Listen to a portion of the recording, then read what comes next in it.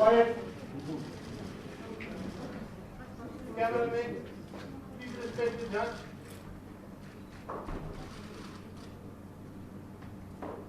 All rise. All rise. All rise.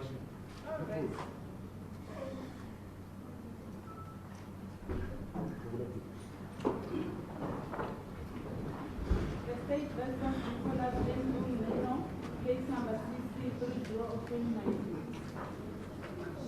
As the court pleases, my lord, I confirm my appearance for the state in this matter. Good morning, ma'am. By please, my lord, I still be here on behalf of the accused in the matter.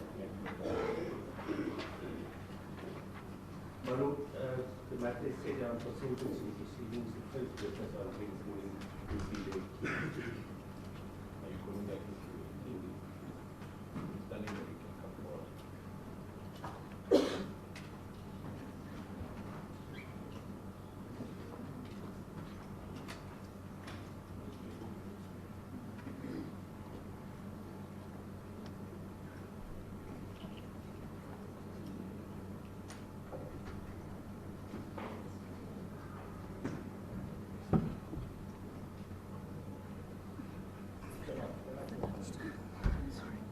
Please state your full names and sign in for the record. Nicholas Andrew Mark Ninow. Do you have any objection to taking the prescribed oath? No. Do you swear that the evidence about to give will be the truth, nothing but the truth? If so, raise up your right hand and say, so help me God. So help me God. Witness sworn in. Thank you, sir. Thank you, my lord. Mr. Ninow, you have had sight of the reports by the psychologist Marina Finnis and the probation officer Dieter Kelder. Yes. Would you just speak up for the recording, please? Yes. Sorry, my voice is just I'm a bit sick. So yes, I did see the psychologist and the probation officer. The factual background contained in that report, can you confirm that is correct? All of it is correct. I've read it and understand it, and it's all correct. Let's go to the time leading up to the incident at the Dros. Were you on your medication? No, I was off of my meds for about 3 weeks, I would estimate. Why was that? The medication usually makes me feel numb. My entire life I've been on medication since about 14. And due to my drug use, I never found that it would benefit me. Okay, can you tell us what happened leading up to this incident? It was about 3 days before that I started using drugs. I was at work. How old were you? I was 20 at the time, so it was 3. I was about 13 years old when I started using drugs, my lord. 13, my lord.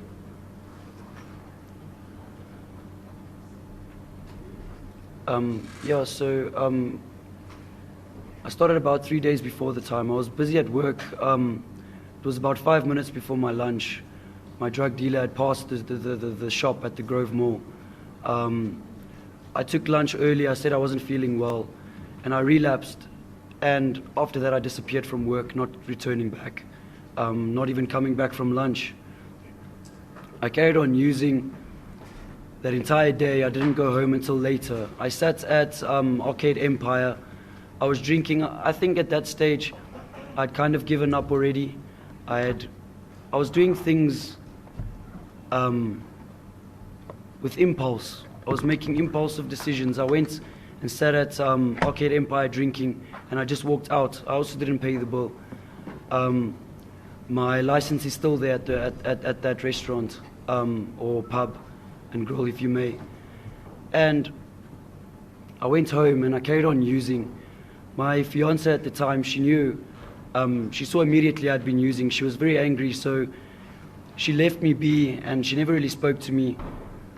And the following day, when I didn't sleep at all, the following day, when I got up, I kind of just, she said to me I must go to work and fix things, but I told her I'm not going back because I'm sick and the work knows that I'm sick.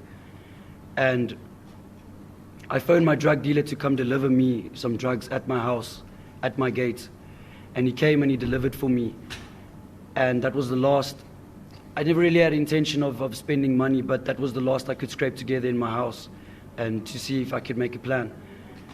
And yeah, that whole entire day I used. And then we would get to the day, which is now the following day of the incident, which my fiance told me I should go to work. I dressed up for work and everything. I was planning on going, in all honesty, to go and fix things, but I was coming down and I didn't really feel in a good position to go and speak to my manager. I was very depressed and I was very upset with myself. So therefore, instead of going to work, I went straight to Silverton, where I picked up drugs again from my dealer. I couldn't find anyone to take credit from. So I managed to find an old dealer of mine, which I managed to take credit from, and he gave me on credit. From there, I went straight to the Dros restaurant, and that's where I started my drinking spree.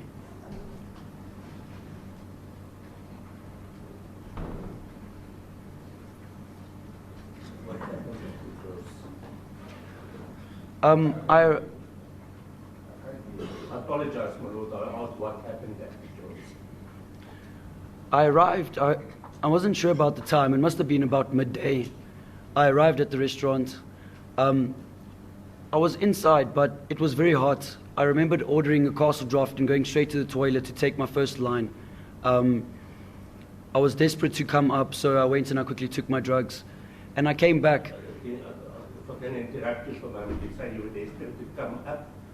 What do you mean by that? I was busy coming down from, like I said, the previous day I had also used. So that morning I was desperate to go pick up. I was still busy coming down from the bender I had the previous 2 days. And I was feeling horrible. And I was just, once an addict has drugs, he's very desperate to take it. And I rushed to the bathroom first thing when I got into the restaurant, the most private place I could go to use and to feel better about the come down. And what were you using at the time? I was using cat. Yes, the drug cat. The previous days, I would say I was using a mixture of cats and crystal meth, but the majority of the time it was cat.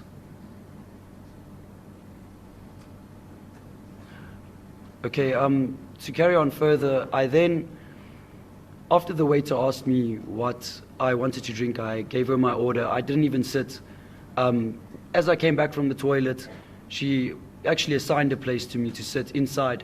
I sat down for a few seconds, but after taking the line of drugs and also walking from Silverton to the restaurant, it was hot. So I decided to sit outside, which I moved outside. I know that a lot of people say it's close to the kiddies area. It was never my intent.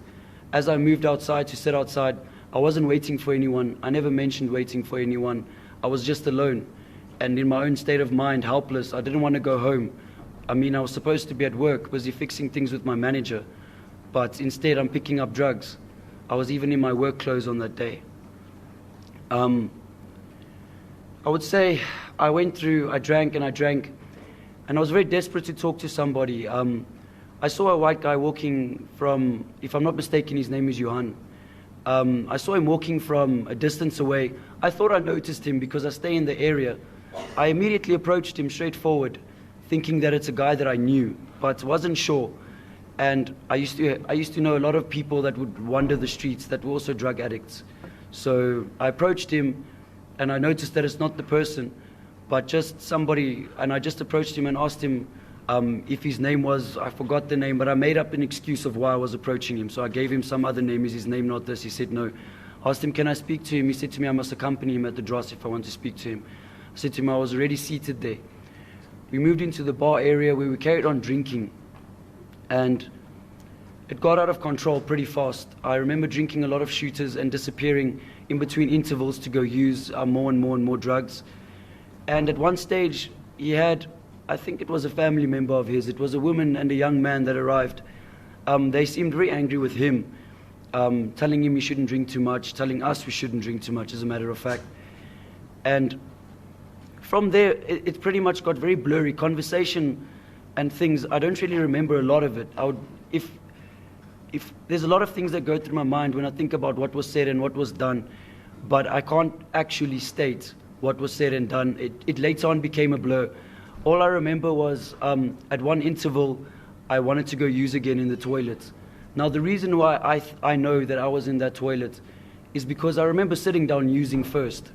I remember specifically sitting in the female toilet. I remember that moment of entering the female toilet, and I remember closing the cubicle door, and I remember using my drugs, and I even had my beer glass with me in the toilet. It's difficult to describe for me what happened at that moment. It's one of the hardest things that I've ever had to say, especially with the press and the media around. It's very sensitive to me, and it's something that breaks me every day. It's something that I have to live with every day. It's something I can't take back.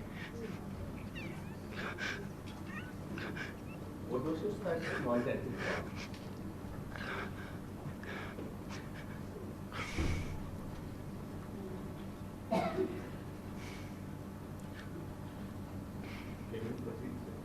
Yeah, sorry. I would say at the time I didn't really care about anything. I was high for a few days, so nothing really mattered to me. Like I said, I was doing things with impulse, making decisions, not really caring about consequence. I guess I was angry, and in that state, I made a mistake, and I intentionally went out in that moment with that encounter with that girl, and I intentionally did those things to her. But my regret came to me too late. My regret came to me, and I realized, I knew exactly in that moment what I was doing, but I guess with my mental state, it's not that I wasn't aware of what I was doing. It was just that I was in a completely different mind state with the drugs. I couldn't think rationally. Like I said, consequence was nothing to me. There was no emotion attached.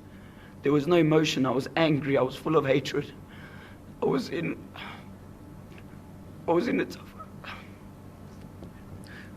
a tough place in my life.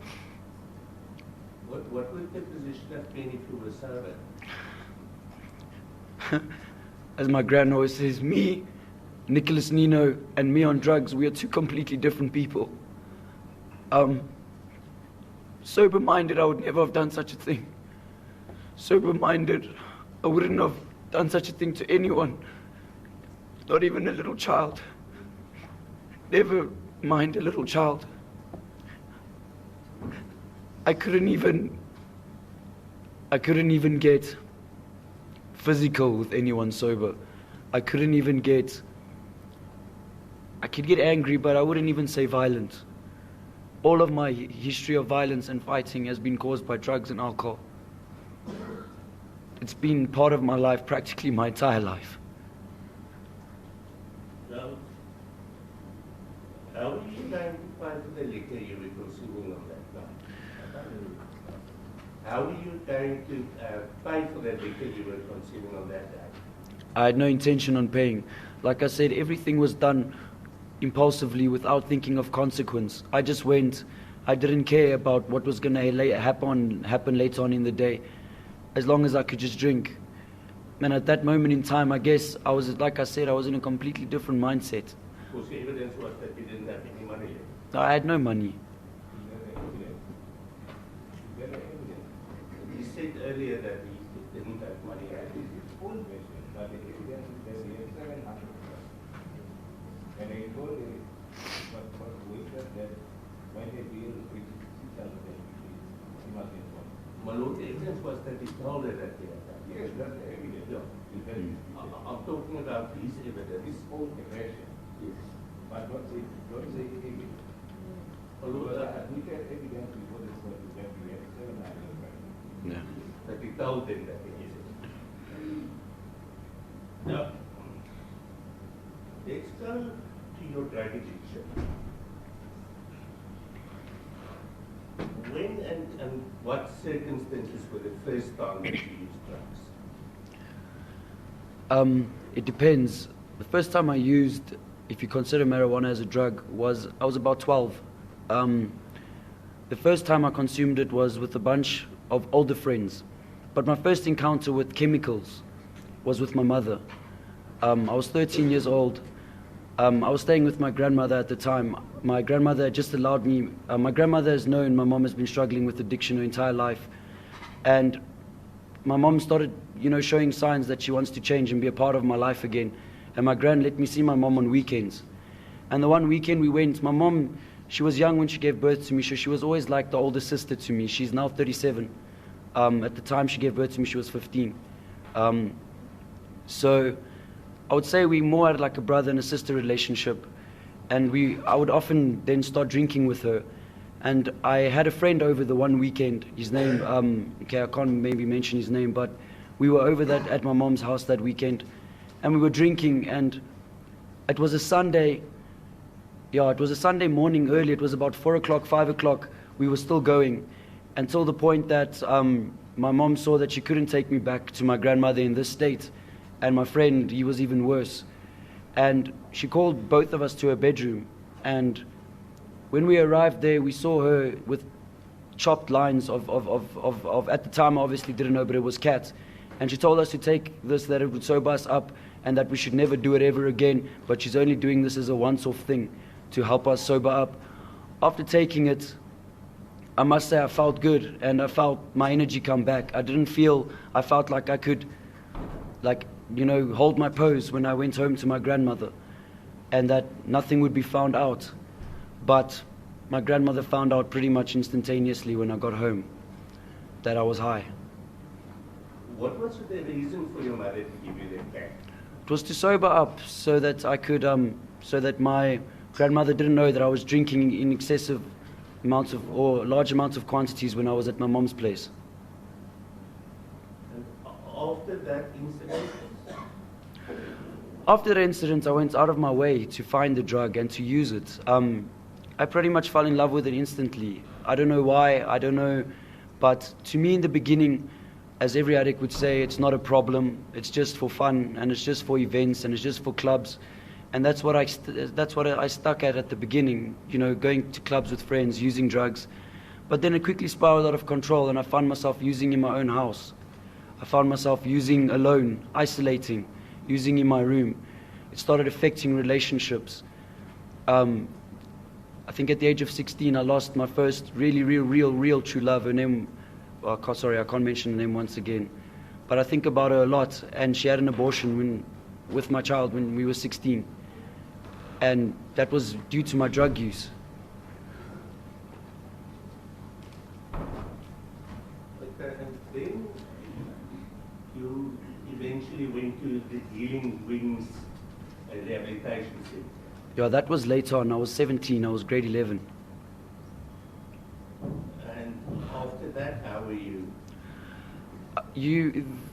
The first 9 months in Healing Wings, the visits I received from my grandmother, looking upon myself, I felt much more proud of myself. I felt clean. I was still dealing with a lot of hatred and anger and going through counseling for a lot of deeper inner issues. But being drug-free was great at the time, I guess. People were looking at me differently. My grandmother was looking at me as if she was proud of me for once. And I felt good about that at the time. It was an amazing feeling, being clean. And I got out. I finished my 8-month period at the rehab. They believed I was ready and fit to go out after 8 months. And when I left, it was about 3 months later, I fell straight back into addiction, into using again. But it felt great being clean at the time. I fattened up, I was chubby, I was fit, I felt good. What caused your relapse? At the time, my mom, she was in Cape Town. They were homeless with my 2 younger brothers. The shelter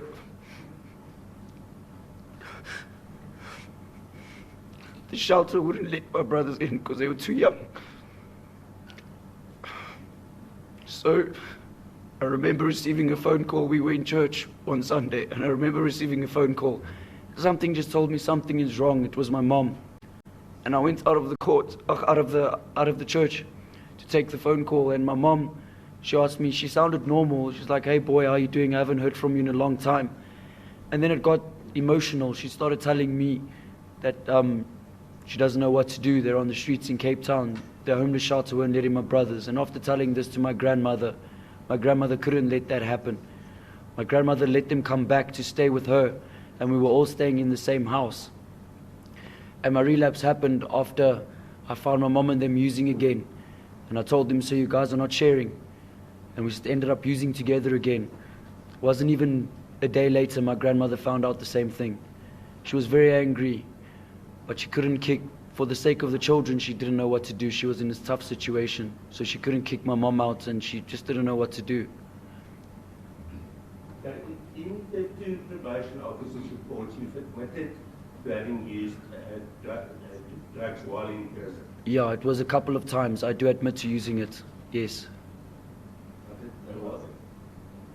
When was it? I can, in a period of these 13 months, my lord, I could count them. It must have been less than 20 times that I've used. When you mention of prison, when was that? Say again, my lord? You used drugs whilst in prison. Yes, I've had a couple of fallbacks whilst in prison, my lord. A few times, my lord. My lord, maybe if I could just clarify, the reason,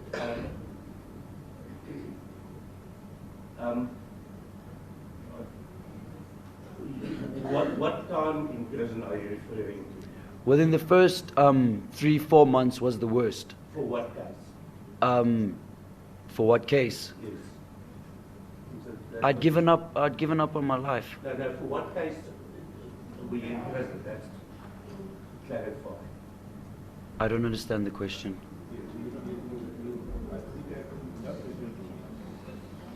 You admitted to probation officer that while in prison you used drugs. Yes.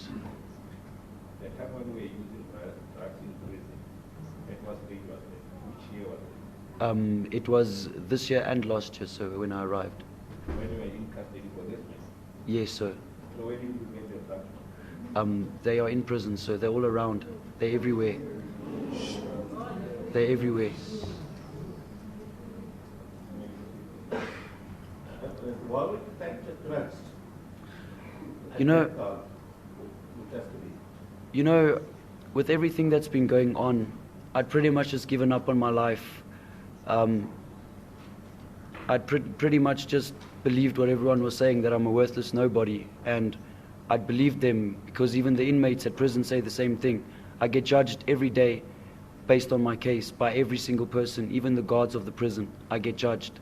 I get ill-treated many times by inmates, and I just felt that there's no meaning to my life anymore, that I've already lost at such a young age. I've lost, and that there's no turning back, there's no fixing it, and there's nothing I can do. So some days I give up, and I just go into this anger and this rage and hatred to myself. But then other days I stand up again, and I wanna prove the world wrong, but then I have to hear life, and all these things, and I struggle to deal with that. I struggle to face it. I struggle to face things head on at this point in time. It's very difficult. And I believe it would be difficult for any human being, but I'm speaking for myself. It's terribly hard. What would you, is there anything you would want to say to your family?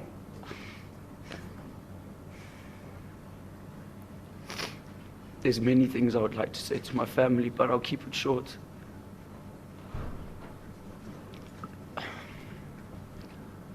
I'd like to start off to my son.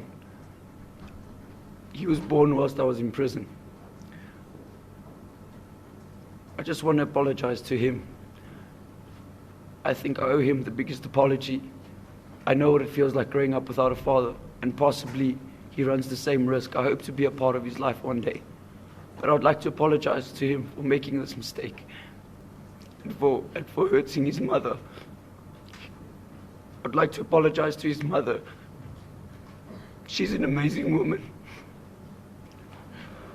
She stood by me throughout my addiction, and finally now she's had enough. we still speak, and I'd like to apologize to her, and I wish her all the best for the future. I'd like to tell her that I would always love her, and that I'd always love my son, and I wish her full happiness in the future. I hope that she can find it in her heart to forgive me for what I've done. I've hurt her, I've exposed her, and I'm terribly sorry for that, and I hope that she can forgive me. Lastly, to my grandmother. My grandmother is my idol. She's my role model. My entire life, she's been building and been showing me things that I couldn't see in myself. She's always made me see better parts of me. That's how I managed to finish school. Even though throughout my addiction, she was the one lifting me up. She was my angel in disguise. And to her, as much as I owe her an apology, I would like to thank her for always standing by me. I would also like to apologize to her for putting her in this manner. I can never say thank you enough to her for supporting me, even in front of everyone. Even when the whole world is against us, she stands here in court, facing everyone, even if it's just the two of us. It's just us two against the world, and for that, I can't say thank you enough to her for that. I love her with my entire heart. I hope to one day make it up to her if I can have a second chance. And I know I will, and I can. And that's what I would like to say to my grandmother. And I love her, and she's my idol and my role model. And I just want her to be happy. Then, as far as the victim is concerned, Say again. the victim and her family, To the victim, words can never describe to her how I feel or how she feels, and I would never be able to fix what I had done. In order to explain, I've written a poem for the victim, and I've actually memorized it off by heart. It goes, I do have copies for the court and to my colleague.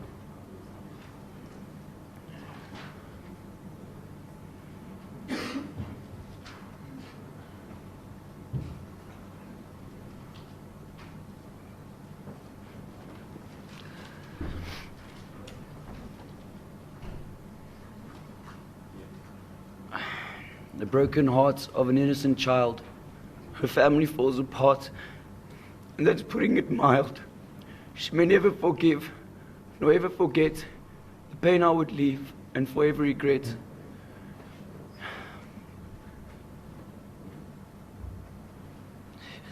Sorry. The accused indicated that if he gets emotional, he'd rather push through than to ask for justice.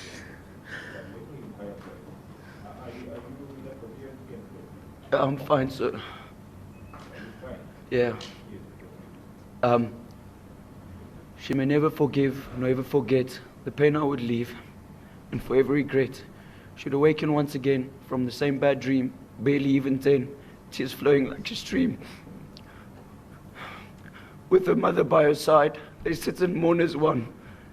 And even though they tried, they could never see the sun.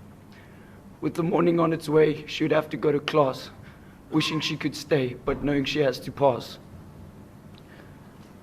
And then I've put that in my perspective to show that I know how, or I can imagine what she must be going through. And then I put a part for me. And during this all, he sits in his cell, staring at a wall, knowing he's in hell. With a blade in his hand, he could take away the pain, buried beneath the sand, innocent and sane. With the blade at his wrists, he wishes he would die. He clenches his fists and then starts to cry. He puts the blade down and wipes away his tears. He then starts to frown and overcome his fears. Knowing what to do, he gets to his feet. I owe it to you, are the words he repeats. And only he knows and will always remember why he had no clothes and what happened that September.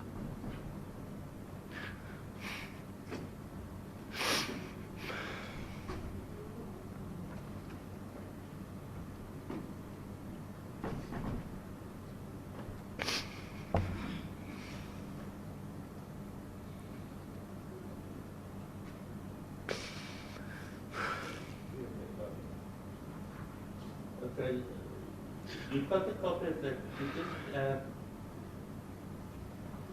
look at the last two paragraphs of that poem.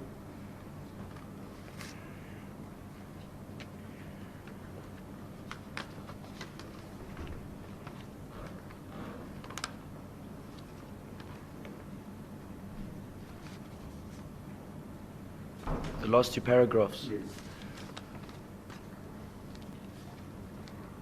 Shall I read it? Yes. Okay. Knowing what to do, he gets to his feet. I owe it to you, are the words he repeats. He knows one day he'll pay back his debt, and that it would all be okay once he proves his regret. Thank you. And then you've also written a letter to the family of the victim. Yes, sir.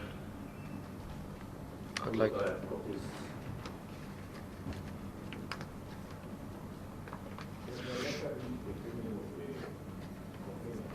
My lord?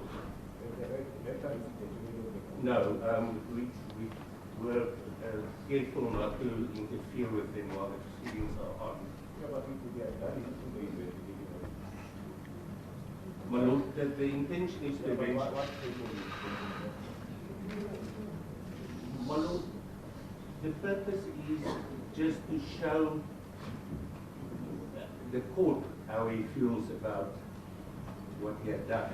The intention is to eventually make the letter, give the letter to the family as well. Because I don't want people to fear the court process in that regard. Thank you, my lord.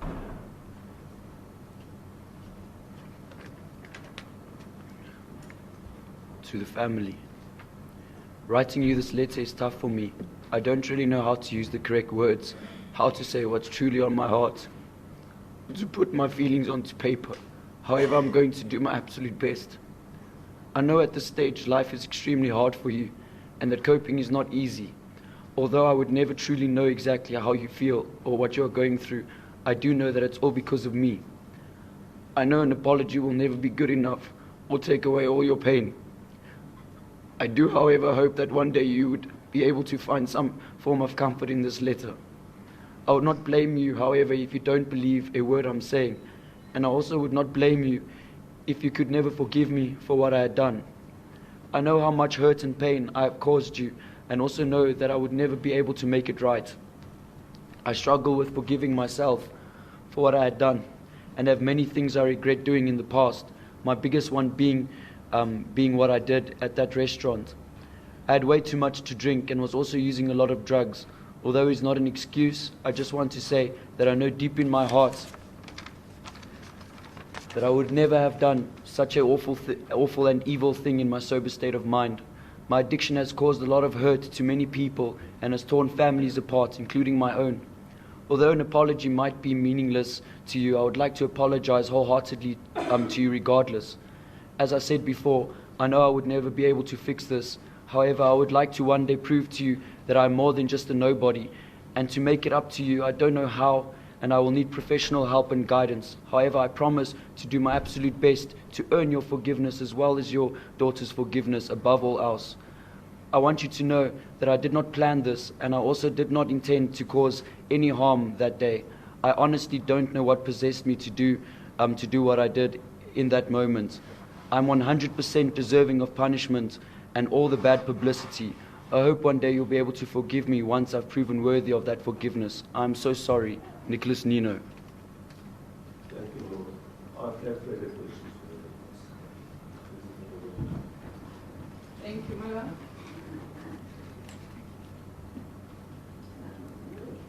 Mr. Ninow, let's start from where you finished. You wrote a poem addressing it to the victim. Yes. When did you decide or think of writing this poem? From the get-go, I knew, from the get-go, because of all the anger and pain that I've been feeling.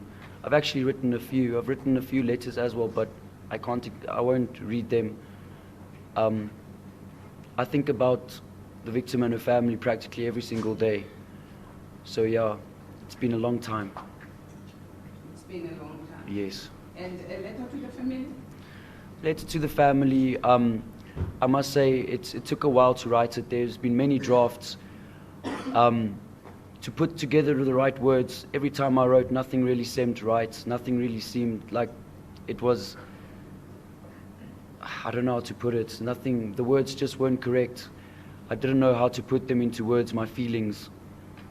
And it was also a long time, I would say. There's many letters, like I said, this is one of, it's probably about 20, 30 other letters. But this one is the most to the point and to the most what's on my heart, I could say. I see the poem you specifically address it to the complainant, to the victim. Now, the letter to the family, to whom exactly are you addressing it to? To everyone. The family as a whole? No, to the family of the victim. I would say that there's a difference between age and so forth. So therefore, writing a letter to a young little girl is very difficult. So a poem would make it a bit more understanding, if you will. But the letter is more from a heart to heart, from me to them, owing them an apology, looking at them from a mother and a father's point of view, seeing what they're going through and trying to tell them that I'm really truly sorry for what I've done to their daughter.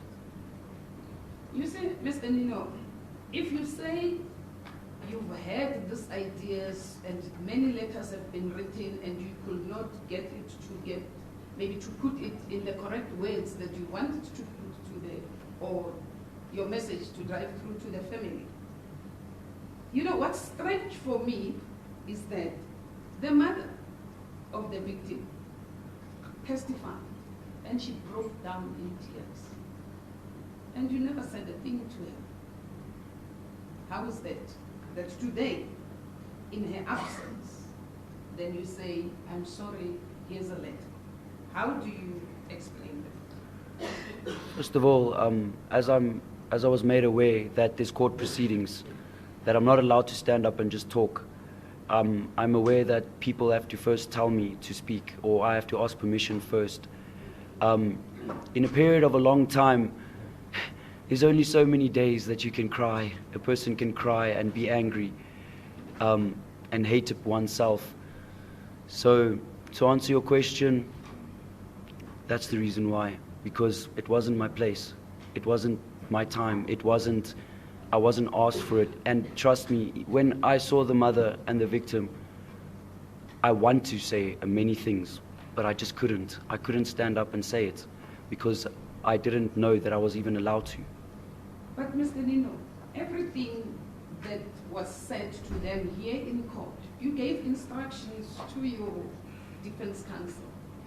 How is it that it was not even mentioned to the mother that, look, there is a particular letter, or the accused has tried to verbalize his remorse to you for what happened on that day? This is all based on legal guidance. I many times wanted to give letters, but it was just never the right time. We had to wait for the psychologist. I wanted to apologize and speak many times, but I was advised to wait for the psychologist and for the probation officer to first give the go-ahead before I do so. So therefore, on legal advice, I'm not just going to stand up and talk when my lawyer is the one directing me. I've asked him many times, but he's the one directing me in this matter. You see, in the letter or in the poem itself, you're not only addressing the victim, but you also include yourself on it. Yes. So I put it to you that the letter is only meant to get, if I can call it, a discount on sentence, nothing else. I've mentioned before, and I'll mention this again, I am worthy of punishment, and I'll take whatever comes my way. But like in that poem, that has got nothing to do with anything. It has something to do with, I know exactly not exactly, but what that girl's going through. I went through something very similar. And I know that she's going to have a very tough time in the future, and I can never take that back. The best way I could tell her how I understand is by writing her a poem to tell her how she feels. Maybe she can find some sort of comfort and counsel in that one day. It's not about me. It's not about anything. It's about that little girl. It's about that little girl. That little girl, I've hurt her, I've damaged her, and there's nothing I can do to fix it. But, sir, if that is the case, I put it to you that you concentrate on saying what you want to say to her Yes. in your own words, but not including yourself. It shows that every time you say something, then you also put yourself on the picture, because it's all about yourself. No, it doesn't work like that. At the end of the day, the only reason why I included myself is because I wanted to show her how angry I am. I want to show her how angry I am at myself. I want to show her that what I did, I truly regret it. I want to tell her straightforward, if I could, and if she could understand me right now, I would like to tell her that I am truly sorry and I didn't mean to do that to her. You see, Mr. Ninow, if it was about her, it was about her Yes. when you did not disclose the true sequence of events leading to the rape on that day. That is why she came to testify. And if it was about her, you could have said something on that day to the mother. Like I said, it's all based on legal advice. I'm so much I'm a nervous wreck these days with media and with speaking and with TV that one could just imagine that I'm not just the type to just stand up and to do anything. I follow legal advice. Sir, you see, you mentioned with regards to, you say on the day in question when the incident happened, you were in a drug binge, Yes. and that was the third day, according to yourself. Yeah, it was roughly the third day. And from what you have put before court, it seems you want to blame it on the drugs as well as alcohol on the day in question. No, that's not the point I'm trying to make. The point I'm trying to make is the actions that I did was my fault, and it is. But I know for a fact that if drugs and alcohol were not involved at that matter, I would have never done it. It could have been avoided. It's like a car accident. If you miss that spot of oil, you would have never hit the wall. And at the end of the day, I know that I could have avoided it without drugs. I know that me on drugs and me sober-minded are two very different people. Two very, very different people. It's not about being in control or conscious about what you're doing. It's about your thoughts. When you're high on drugs and when you're sober, your mindset is completely different. You see, okay, we'll come to that, but let's start here. You say when you started to use drugs, you were about 13 years Yes, old, yes, and you were introduced to chemical drugs by your mother. Correct? that's correct. And before this court today, you gave a version that it was a result of you being drunk, and your mom said it will sober you up, it will make you. Yeah. Yes. But now, we have before us, the court has not yet received the report, but I've gone through the social worker, the probation officer's report. That's not what you told the probation officer's report, the officer. You said you took drugs given by your mother because you wanted her to accept you as a son. And today you say no, it was because you had taken alcohol the whole night, and as a result, in the early hours, then she introduced you to that, to sober up. Those were two completely different questions. She asked me why I was using with my mother, not the first time I used. The question here was the first time I ever took drugs. You said the first time you took drugs, it was because your mother gave it to you and wanted you to sober up. Yes. And that's not what you told the probation officer. Like I said to you, there's many times I've used drugs with my mom. The probation officer asked me, I told her exactly the same thing of the first time I used drugs. But she's asked me many different questions of times I used with my mother. So if you can state that I told her specifically in that statement that she says the first time I used drugs was to seek acceptance, then you have a point. But I don't think it says that. And now, sir, with regards to the drugs, if they had an influence to you committing the crime on that day, why do you still continue to use it in prison? That's a good question, because at the end of the day, drugs is a thing, it's a substance that numbs a person from feeling anything. what I did was something terrible, and it's a coping mechanism. Inside prison, it's a rough place in prison. It's not nice. There's many evil people and bad people in that place that they have bad intentions. They can take your things go missing. It's a very, very rough place to be. And for me to be just faded away for some time, that's how I feel some days. I wake up, I feel like I just want to escape. I just want to go away. I feel like my life has no meaning. And then I tend to use again. And then after a while, my grandmother's there at visit, supporting me, pulling me back together. And I'm good for a few days again, or even a month or two. And then she comes, and then I have that same bad day. It's always been a coping mechanism my entire life. It's been practically my entire life. It's been the thing I ran to when I was seeking comfort, or seeking to just escape reality, to just not feel emotion, to just not be angry anymore. So, on the day in question, you want the court to believe that everything that you did, it was not the Nicolas Ninow, it was the addicted or drugged Nicolas Ninow who was doing all that. There's two personalities with a drug addict. There's the sober him and there's the drug him. Now, yes, I would agree that the drug him would do this, but the sober Nicolas, my life is a testimony to that. My family can testify to that. I wouldn't hurt a fly. You know, on that, your family, you mentioned that your family will testify a different thing to what happened on the 22nd of November or of September. They would testify a different thing. Meaning? But now you say you were on a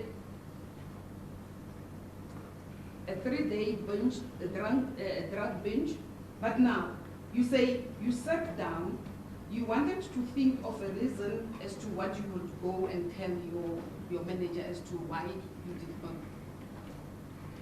No, that wasn't it. I didn't want to go home. I knew I wasn't going to work from the get-go. I knew I wasn't going to work. I was stuck. I had many things on my mind. That's just one. That was one thing. There was many things that came with it. My fiance was angry with me that I'm using.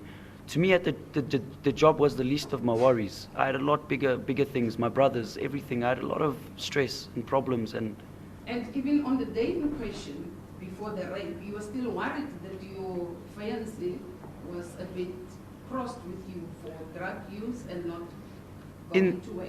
In the beginning, yes, but as the drinks flowed and things started getting worse, I would say I must have, I got back into a state that was not normal. So in the beginning, yes, it was on my mind a lot, and I spoke to one of the witnesses about it as well.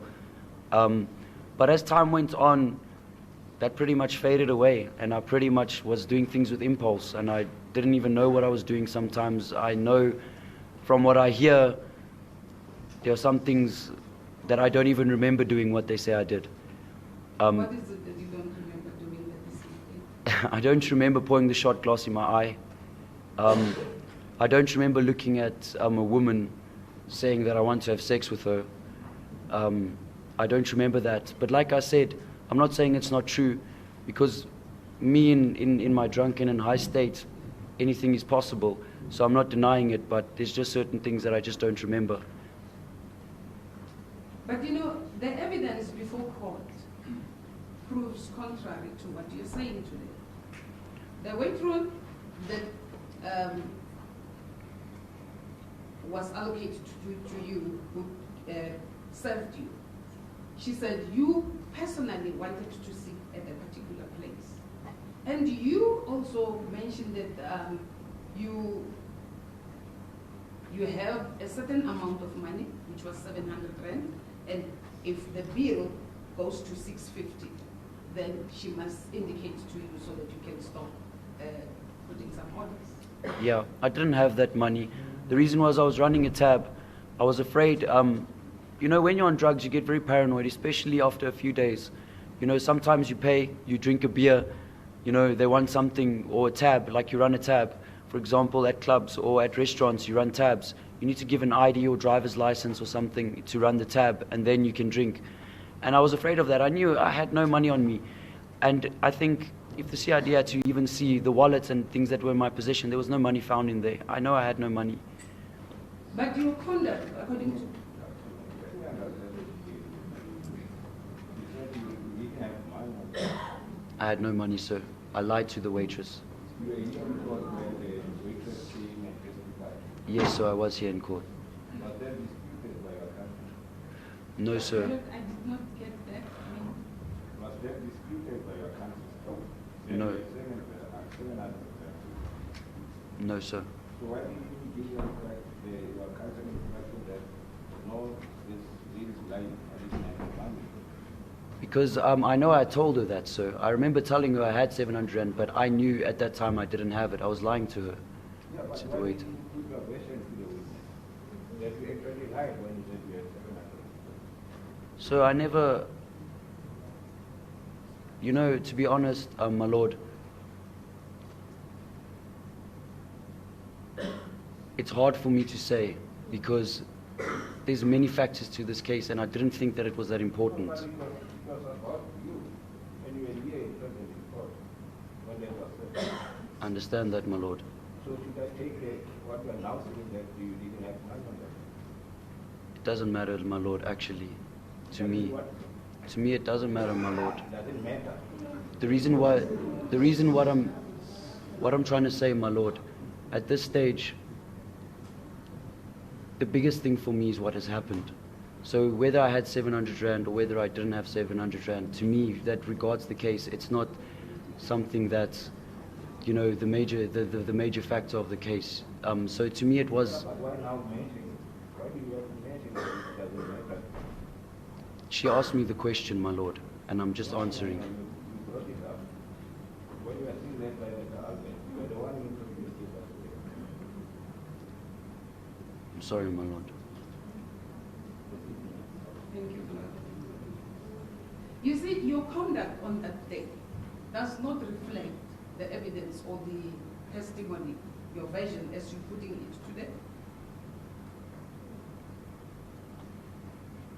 All the witnesses that were called, they gave a logical explanation of what happened there, and it seemed that you understood what you were doing and you were aware of your surrounding throughout. You know, it's not 100% true. The reason why I didn't give my testimony in the first place and stand defense is because even myself, I don't know what was said and what was done. I would never wanted to put myself in a position where it seemed like I was lying. That's why I never testified in the first place. Because of my state that I was in. If I think logically, who would you believe? A drunken druggie or a waiter, sober-minded person at work? The answer is pretty obvious. That's why I never went against what they were saying, and I wasn't willing to battle, because the fact of the matter is I pled guilty. I said what I had done, and I pled guilty to what I had done and that I know that I had done. But I wasn't going to argue something that even myself, I'm not aware of certain things and what was said and what you said and what she said and he said. Because some things, like I said, I just simply wouldn't be able to recall. Mr. Ninow, I put it to you that you pleaded guilty because you had no escape route. You were caught right in the act. No, I pled guilty because of my conscience. I pled guilty because if there's one thing that my grandfather ever taught me in life, is that when a man commits something, he stands for it. You stand for it and you face the punishment like a man. You take it like a man. And at the end of the day, I'm worthy of punishment and I want to do my time and I want to pay my debt. And when I get out, I want to be a free man one day. And I want to be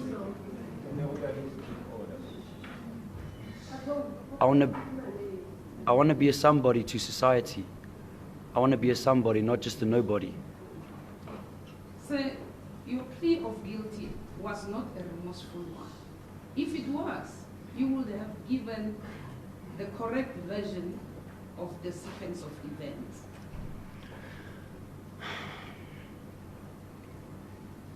I already said, ma'am, before, it's very difficult for me That is my recollection.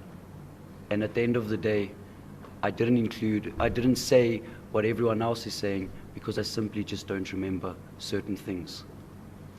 So I put it to you that in your plea explanation, when you pleaded guilty, you said you acted impulsive. And I put it to you because you opted to use the word impulsive in order to avoid the fact that you planned to have sexual intercourse with the child. Actually, to rape the child. That's not true. Impulsively, it was carrying on a few days before the time I was already making decisions based on impulse. That day, I must agree, in that state that I was in, like I said to you, anything is possible when I'm on drugs and alcohol, especially after 650 rands worth of liquor. Knowing myself, yes, I did act on impulse. I did.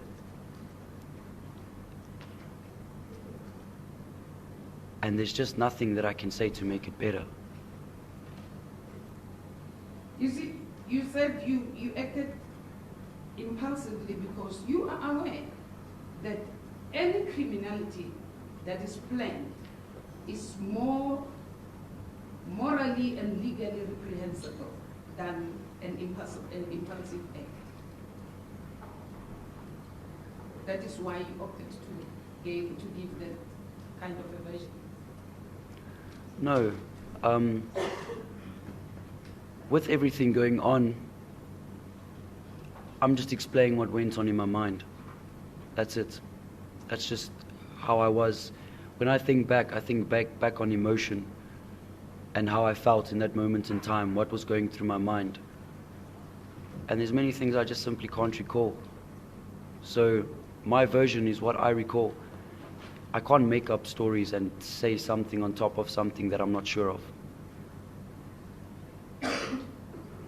So you say you were angry on that day and you were impulsive. Were you angry when you raped the child?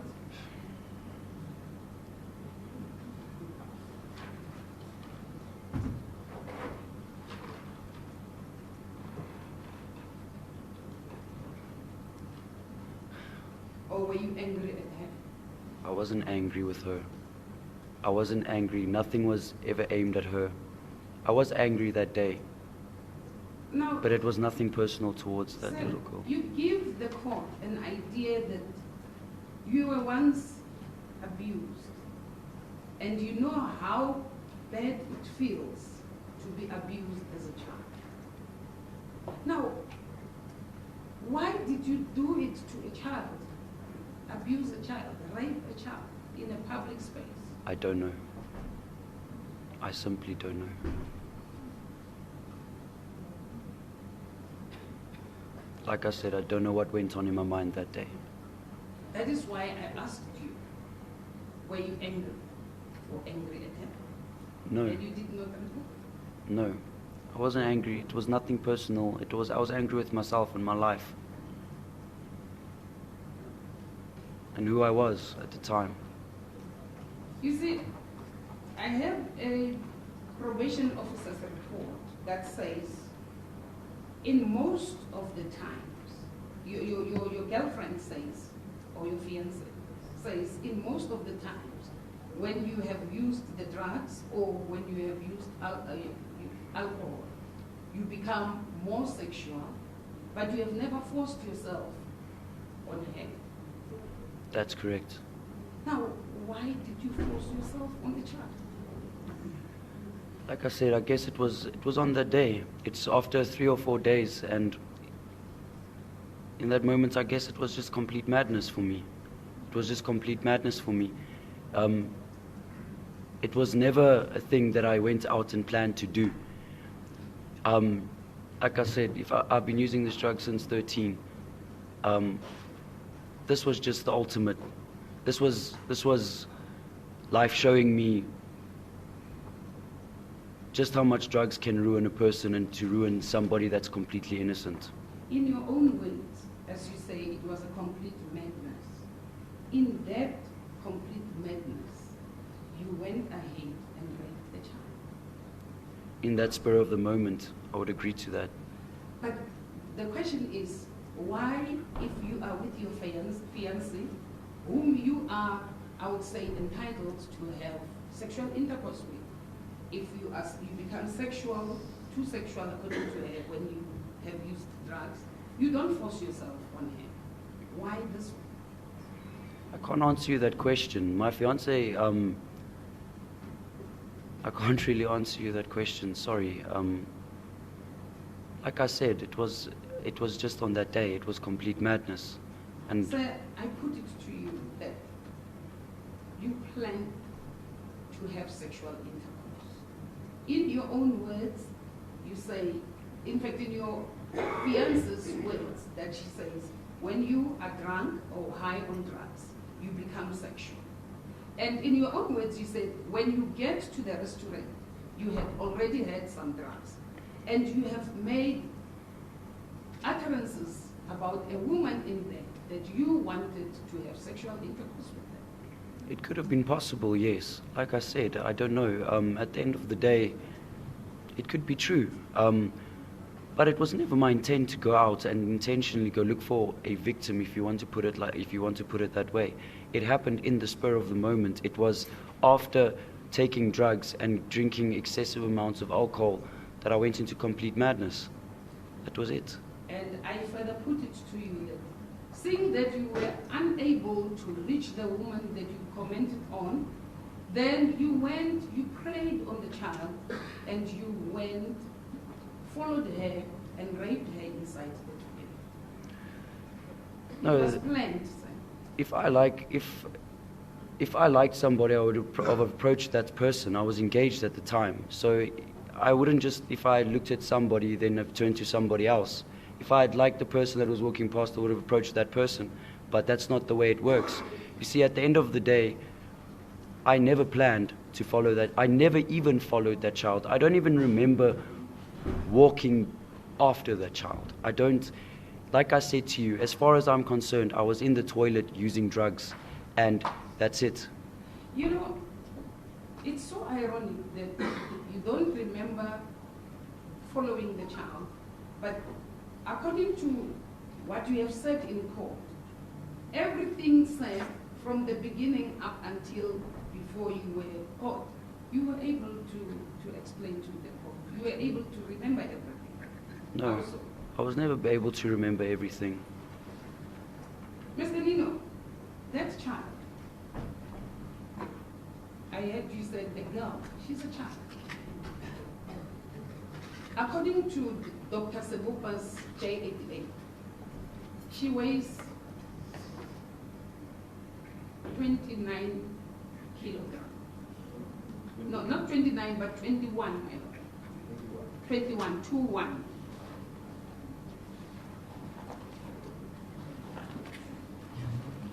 And she was about 3 times the length of a ruler in height.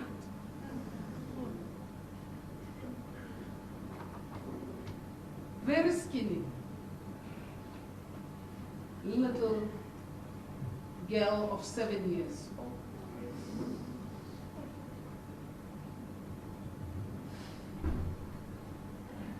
What did you see in her? What made you attack her?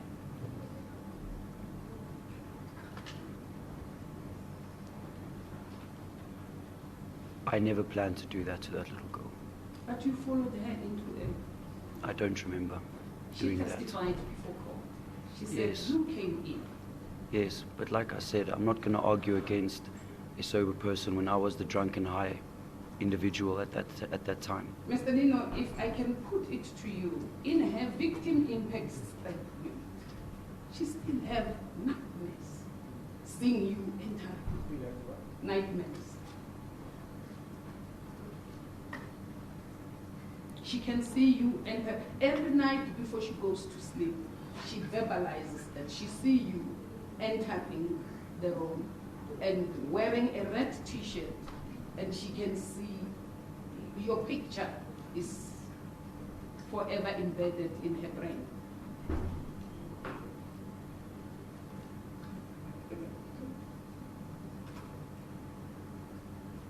to my question, Mr. Ninow. Why did you do it to her?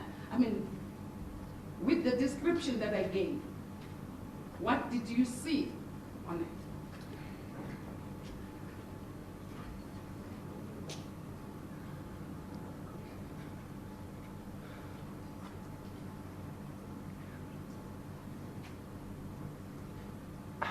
I didn't target her.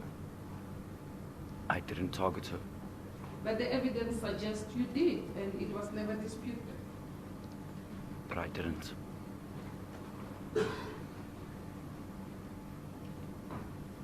You see, the reason I brought that up is because in your psychological report, it is mentioned that you never violent with your girlfriend, nor with your grandmother. Even if in most cases you would be high around them. Why did you do it to her? It's very seldom that I would have been on a high on drugs for 3 days and went through so much alcohol and not made trouble. I have made trouble in the past.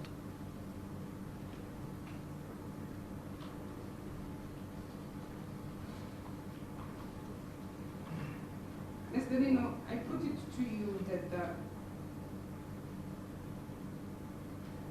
the reason you are testifying today and also revealing the poem and the letter that you wrote to the family is because you want a lenient sentence, or you want the court to impose a lenient sentence to you. No. At the end of the day, that's not the case. Like I said, I owe it to these people. That apology, I feel, it's not about what people are saying, it's about how I would feel. I would feel better about myself once I've brought my side and apologized and taken my feelings and given it back to the community and given it back to the victim. I feel terrible about what's happened, and therefore it's my duty and my responsibility to apologize. And I've had many times in prison sitting having psychological arguments with myself and feeling really stupid, and that's why even till this day I still struggle. But no, it's not about a lenient sentence. It's just about, I want the world to know how I feel towards everything as well, because I've heard a lot about how the world feels, and I know how the world feels about this case, about what happened, about everything.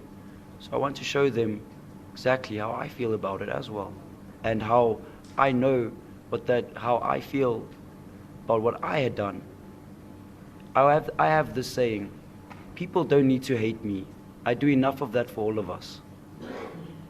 Honestly, I do enough of that for all of us. People don't have to hate me. I do enough of that for all of us. So you hate yourself more?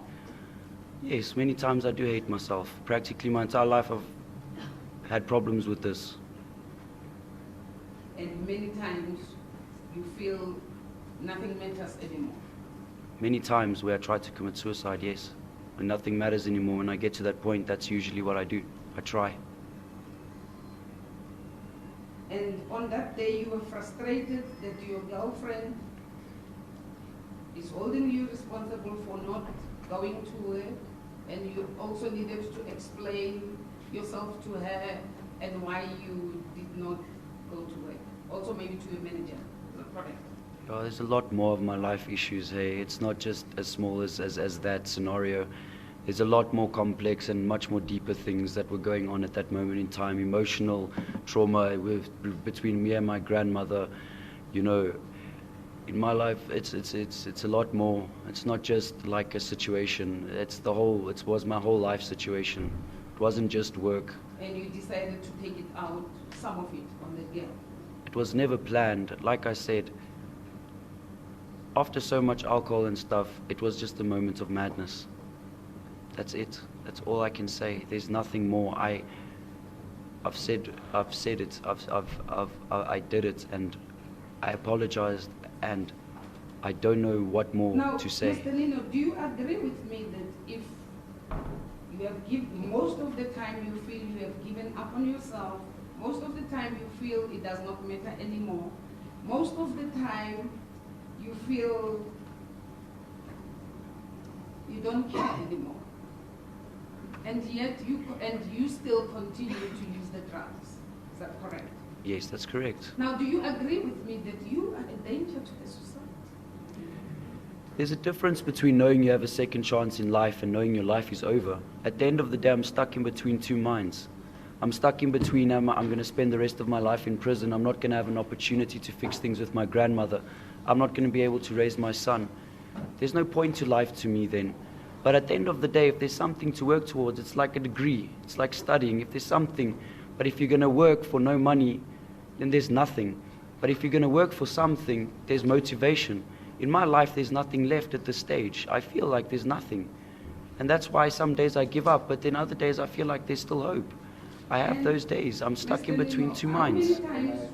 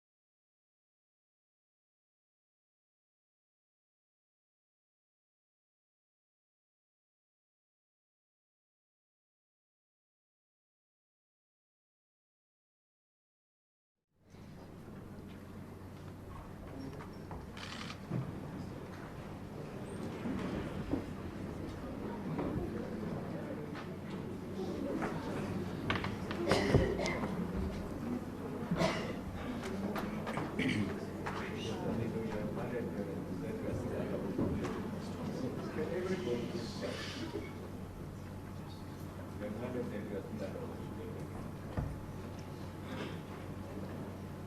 Thank you.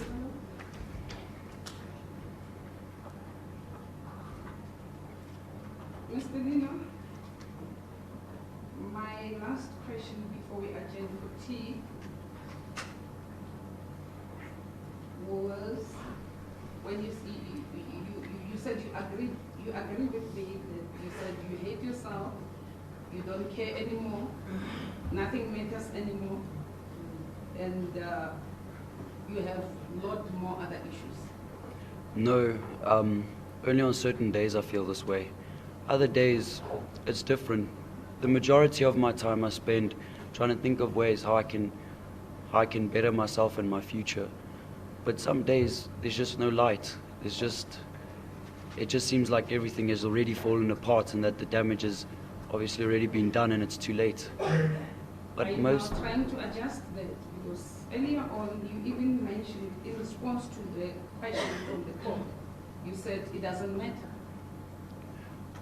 That's not what I meant. It was just with regards to the money situation. It's not that nothing matters. It was just that to me at that time, it was something small.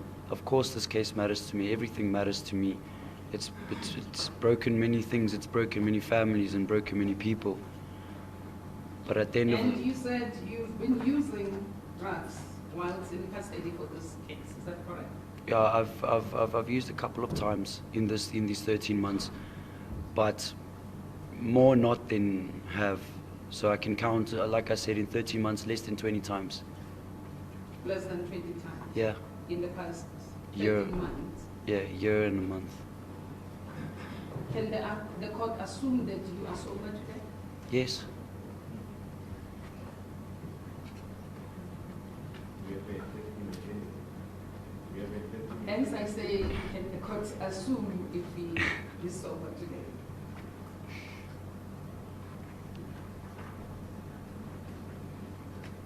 And sir, with these factors that you have raised now, not caring and hating yourself and so on, and the use of drugs and continuance thereof, do you agree with me that that makes you a danger to the society?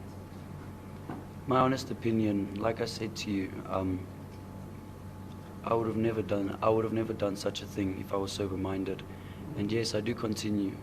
Not like I said, it's certain days I feel like my life is over. There's certain days that I feel like there's a chance for me, you know, that I still have a place, that I still have a belonging, that I still have a purpose. But other days it feels like it's already over. Yes, we got that. Exactly. So, yeah, sometimes no, I'm not a danger to society. If I have a reason, I mean, I would never do this.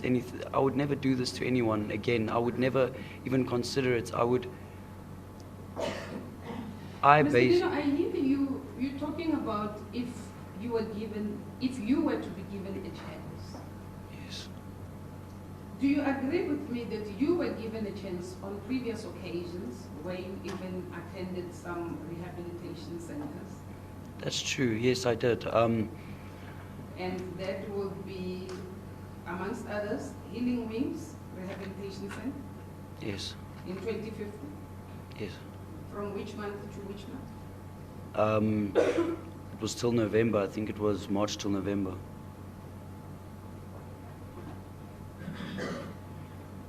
And you again attended, you were at some stage at Denmark Psychiatric Hospital 3 times. Yes. 3 times. Why?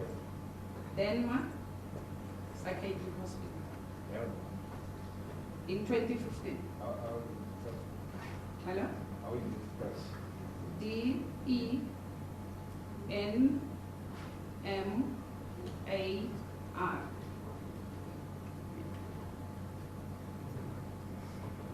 And do you mind telling the court in which periods you said you were admitted there 3 times? I don't remember exactly what periods. I remember the first time I was 14 years old after trying to commit suicide. It was my first admission to Denmark where I was diagnosed with bipolar disorder.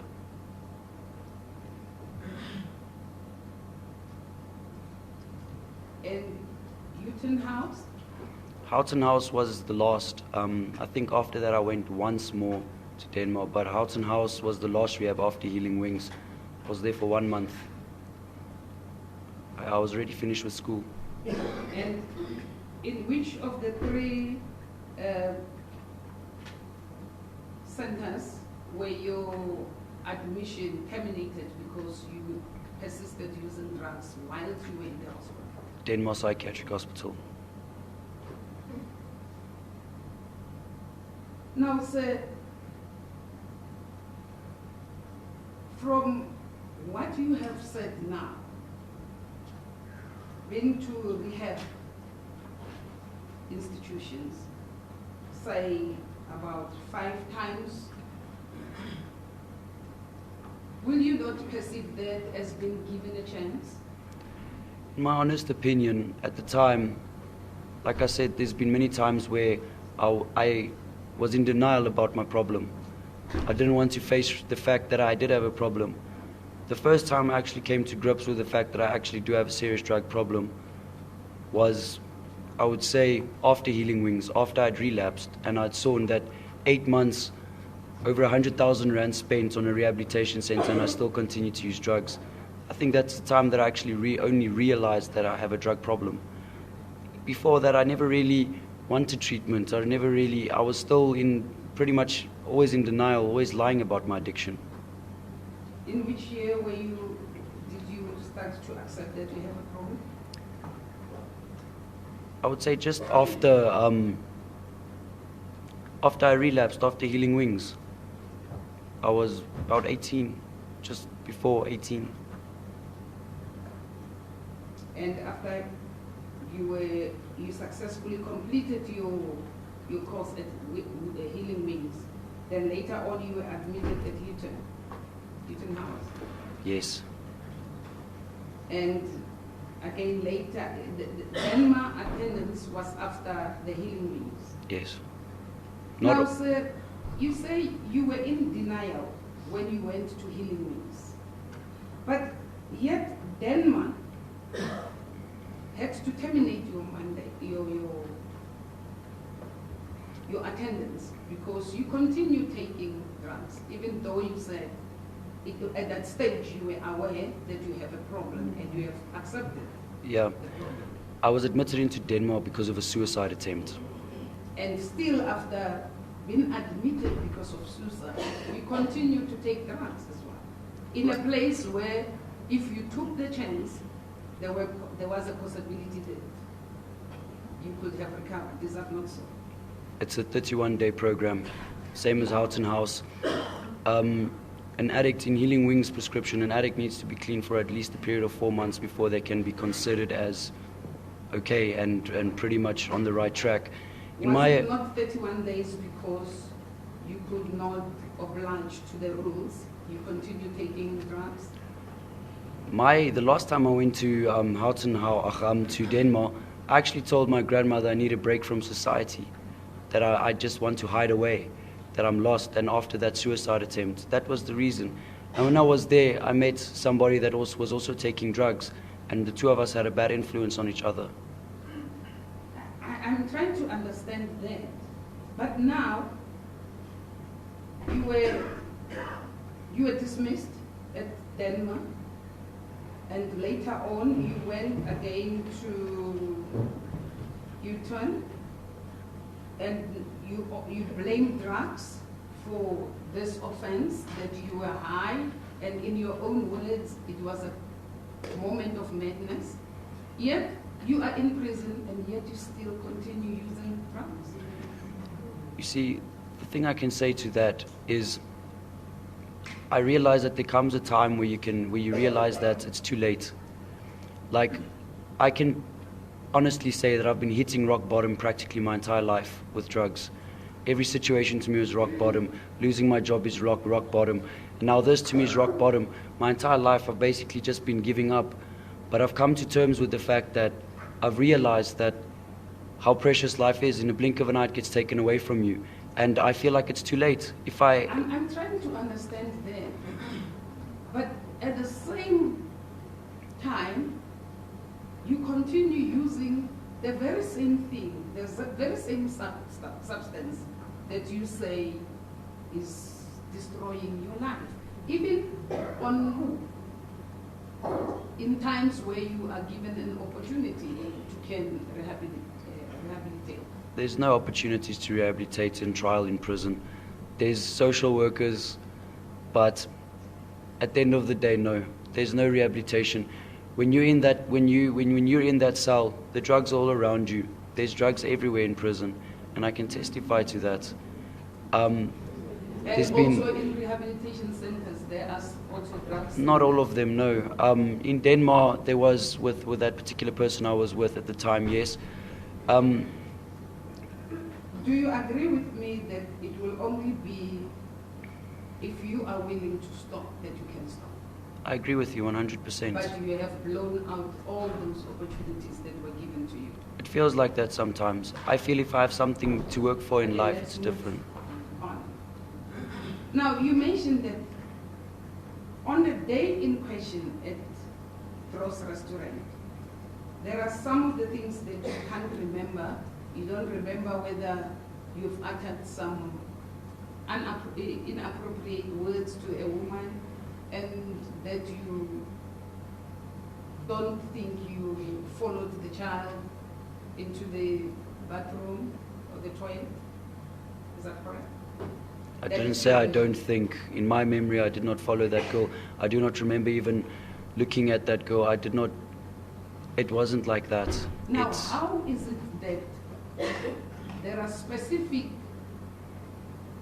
facts that you totally don't remember according to you, and the facts that directly implicate you, that you followed the child, and the child says you followed her into the toilet cubicle, then you say no, it can't be. You don't. It's not that you don't remember.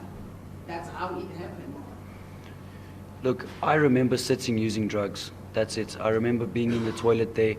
When I look back at the evidence and the photos with my beer glass being there, I remember in my state that I was in. The reason why I say this is because a normal person wouldn't take their beer glass and their drugs with them to the bathroom if they plan on doing such a thing to a person. And the state of mind that I was in, I wasn't willing to argue anything because, like I said, there's certain things I don't remember, and I don't want to be put in a position where I have to guess. Sir, if you were so high or intoxicated as you allege, how did you manage, say, your conduct after you were apprehended in the... The witnesses testified that you raised your hand and made in an attempt to hit the people who were in front of you. That I accept that the court did not find you guilty of assault, but the gesture that you made them believe that you were trying to assault them in order to get them away from the door. Like I said to you, I didn't do that, no. Now,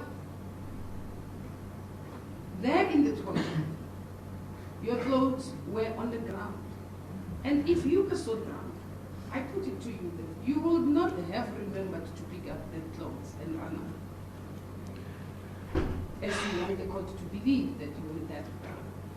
At the end of the day, anything is possible when someone is drunk and high, like I said. But that's logic. That's something that's done by a person who's in their senses. You want to hide your nakedness and you take the clothes with. I don't agree with you, I'm sorry. Okay. Why did you flush the child's panty down the toilet pipe? I remember in that moment in time, I remember at that moment in the bathroom actually, I'd realized what had happened, and I'd realized what exactly I'd done and put myself into, and that I'd been caught. And at the end of the day, I saw it because the one woman shouted at me, "Look, he's got it in his hand, he's got it," and I didn't even know I had it, and then I saw it. And then I put it to you that it's a conduct of a person who is aware of his surroundings. Yes. So you cannot tell the court that some of the facts that were said before, some of the evidence said before court, that you don't remember because you were high. But the last point, or the last aspect, when now after you were caught, you ran into the toilet and you flushed the panty down the toilet pan. Ma'am, I already explained. It's not that you're not aware. It's you're in a different mindset. Everything can be a delusion to you. Anything can be a delusion. Some things make sense, some things don't. But it was not delusional to take the panty and flush it in your mind, defeating the ends of justice or the administration of justice. Yes. To flush away the evidence. Yeah. All I remember was shouting. People shouting him, he's got it in his hand, he's got it in his hand, he's got it in his hand. And in that moment in time, obviously, people were beating me, people were hitting me. So, I mean, obviously, after that whole bloodbath, that's the only thing I could think of doing. I mean, I agree to you that it was wrong, and in that moment in time, you know, I should have just left it as it was. But I was panicking. I was panicking, obviously. I was in this state. I know what had just happened. People are shouting, accusing me of things, obviously. And you were shouting back? Yeah, I was, I guess. Fighting for my life. I mean, You guess? I thought they were going to kill me that day. Honestly, I thought that they were going to kill me. So I put it to you that you planned the whole thing. That is why you were able, at the end, after you were caught, you decided that you have to take the panty and go flush it in the toilet. That's not true, ma'am. So you grew up, your grandma raised you up, is that correct? Yeah. And you refer to her as your idol. And she loves you. She supports you. So you got all the support from her and all the love. And I guess by sending you, did she send you to those centers, rehabilitation centers, or did you? She sent me, but there was In an attempt to give you a chance. Is that correct? to help me. She knew Yes. Helping in a sense of giving you a chance to rehabilitate and to be a better person. Is that right? I've been rehabilitated since a child, before even 13, before even drugs. So I guess my grandmother, her entire life, she knew I was troubled. And when she sees me, she practically says, my entire life I've been troubled. And so, yeah, that's all that she could do. I feel bad for her because she went through the same thing with my mom as well. And I guess that, you know, she saw the potential in me, and I was throwing it away with drugs. But I just didn't know any different at the time. Well, I guess I did. I just didn't want to face the truth. And you have given information to the psychologist that at the time of the incident you were staying with your girlfriend? Yeah, she was my fiancée. Your fiancée, yes. And you were intending to start a family. She was pregnant already. Yes. And you still continue using drugs. It's different. She left. Despite the fact that she reprimanded you not to do. She left me after I got arrested. I pretty much, like I said, I felt like it's already done. The damage is done and my life is already over. But then there are days that I feel like I'm going to have a chance and another shot at things. So some days I do feel like I can just self-destruct and that nothing has meaning anymore. And then for those days, I feel like hanging myself up with a belt. And then the only thing to do, I feel, is to self-medicate, to just get away, because all that's stuck in my head is my grandmother and that innocent child of mine and that little girl that's been affected through all of this. And I can take the coward way out, or I can stand up and face my problems. But it's difficult, hey? It's hard. It's hard.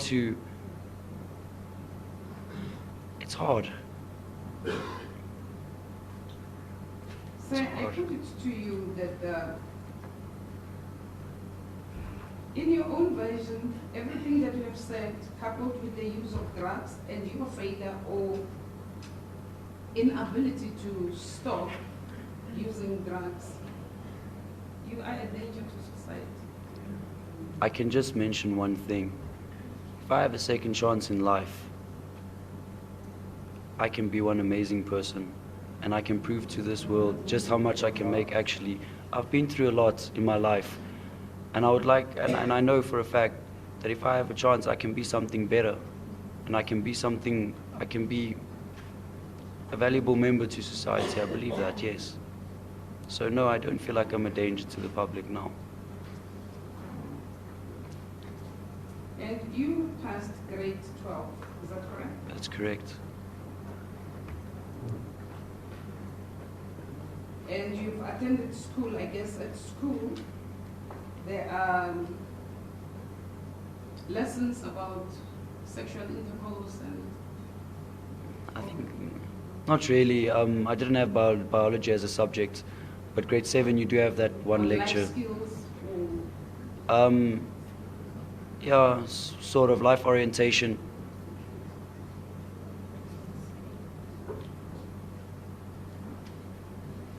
Thank you, my lord. I have no further questions. Thank you, Lord Doctor. Thank you for the questions.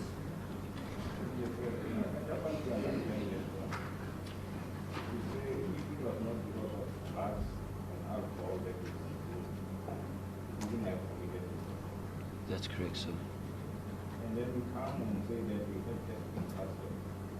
That day, sir, I yes. don't want to understand the scenario. Which one is the correct?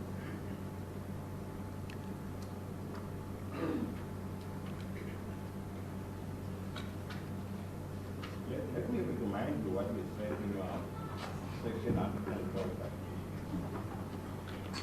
Paragraph 70. At the time of commission of the offenses, I acted intentionally. And although I was under the influence of drugs and alcohol, I could appreciate the wrongfulness of my actions. And I was capable of acting in accordance with this appreciation. That's correct, sir. Can you just clarify? So, like I said, Because I find this to be irreconcilable. it's very hard to explain, sir. So, when a person is on drugs, when a person is sober-minded, you have emotion like any normal person. You can feel pity for somebody. You can feel normal emotion. When a person is high on drugs, it's very mixed.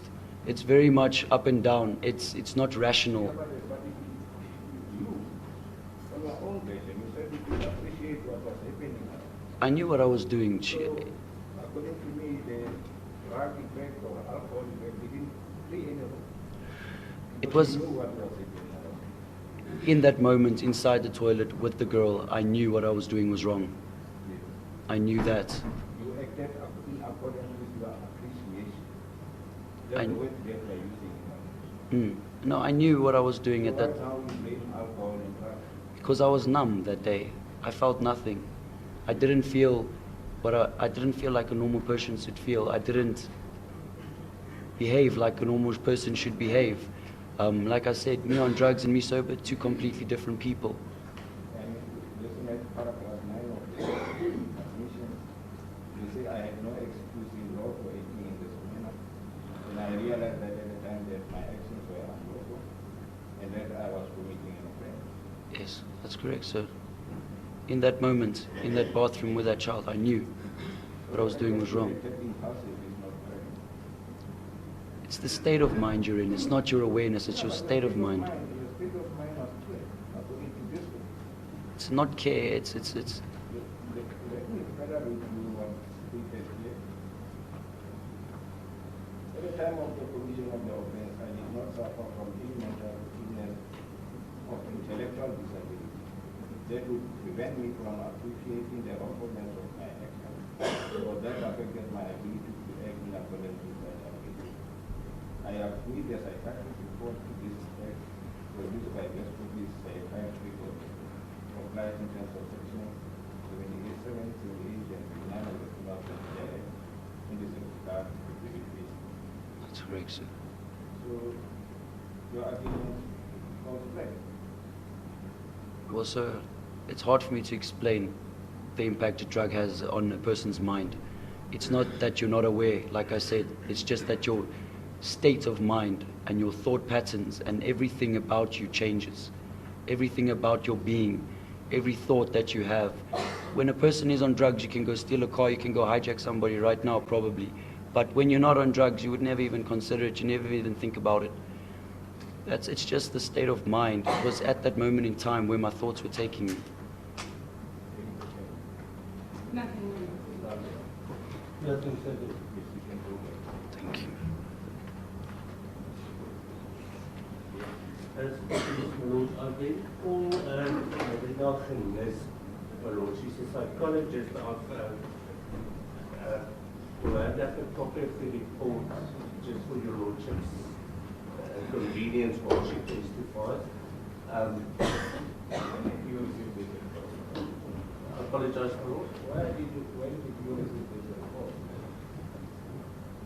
Over the phone. Why did you give it? My lord, I wasn't sure if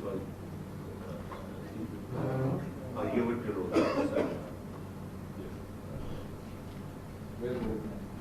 But she's trying to get through the traffic.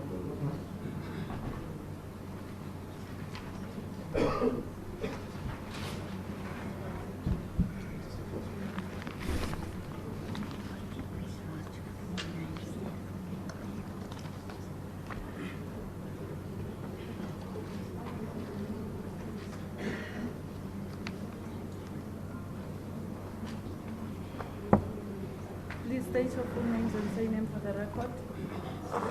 Nicolas Ninow. Do you have any objection to taking the prescribed oath? I don't. Do you swear that the evidence about to give will be the truth and nothing but the truth? If so, raise up your right hand and say, so help me God. So help me God. Please stand up. It's okay. I'll keep it. Thank you, my Lord. My lord, before I proceed, the witness has requested that the press doesn't broadcast the evidence. She doesn't mind the name being used, but she's afraid the distraction that it would cause the cameras would she doesn't mind photos, she just doesn't want the direct.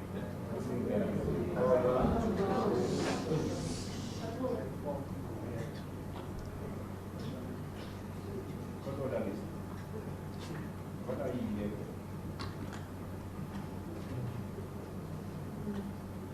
Keep order.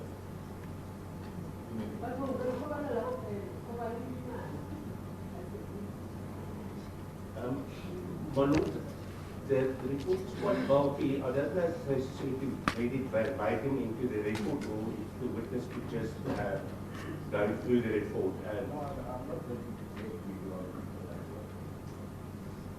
my lord, then in that case, I do not, the physical report is available to everybody. Then I'm just going to ask you to go through the report and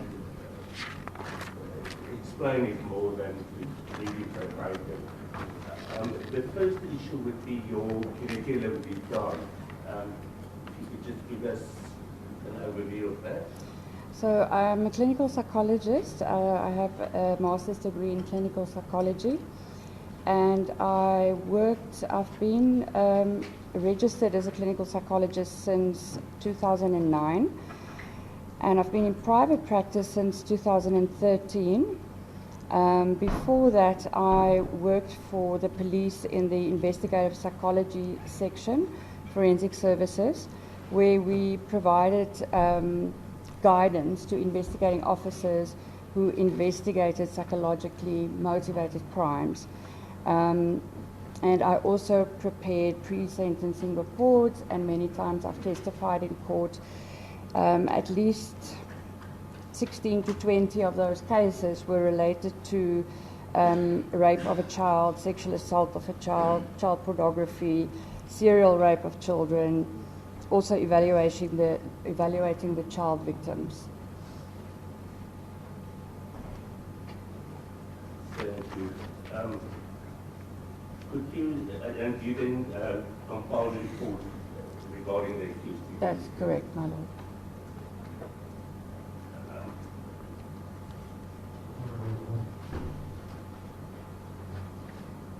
could you take us through your report and Okay, so I saw the accused on 3 different occasions, as listed in my report.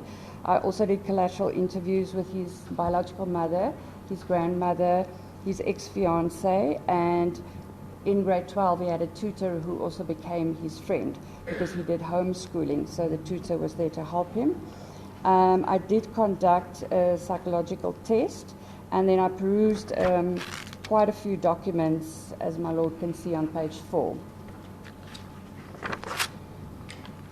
I then, number 2 on my page 5 is where I just give a background of Mr. Ninow's childhood circumstances and family of origin. If I could just briefly summarize that his mom fell pregnant with him when she was 15 years old. Reportedly, his mother and his biological father were drug addicts.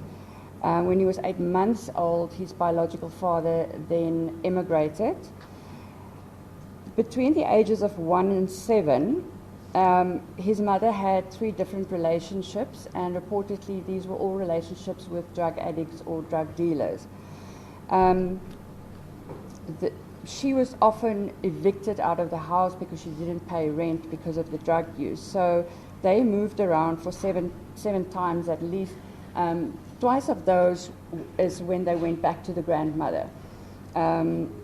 Straight after he was born, he and his mother resided with his grandmother, but then when she started her first relationship, she took him with her.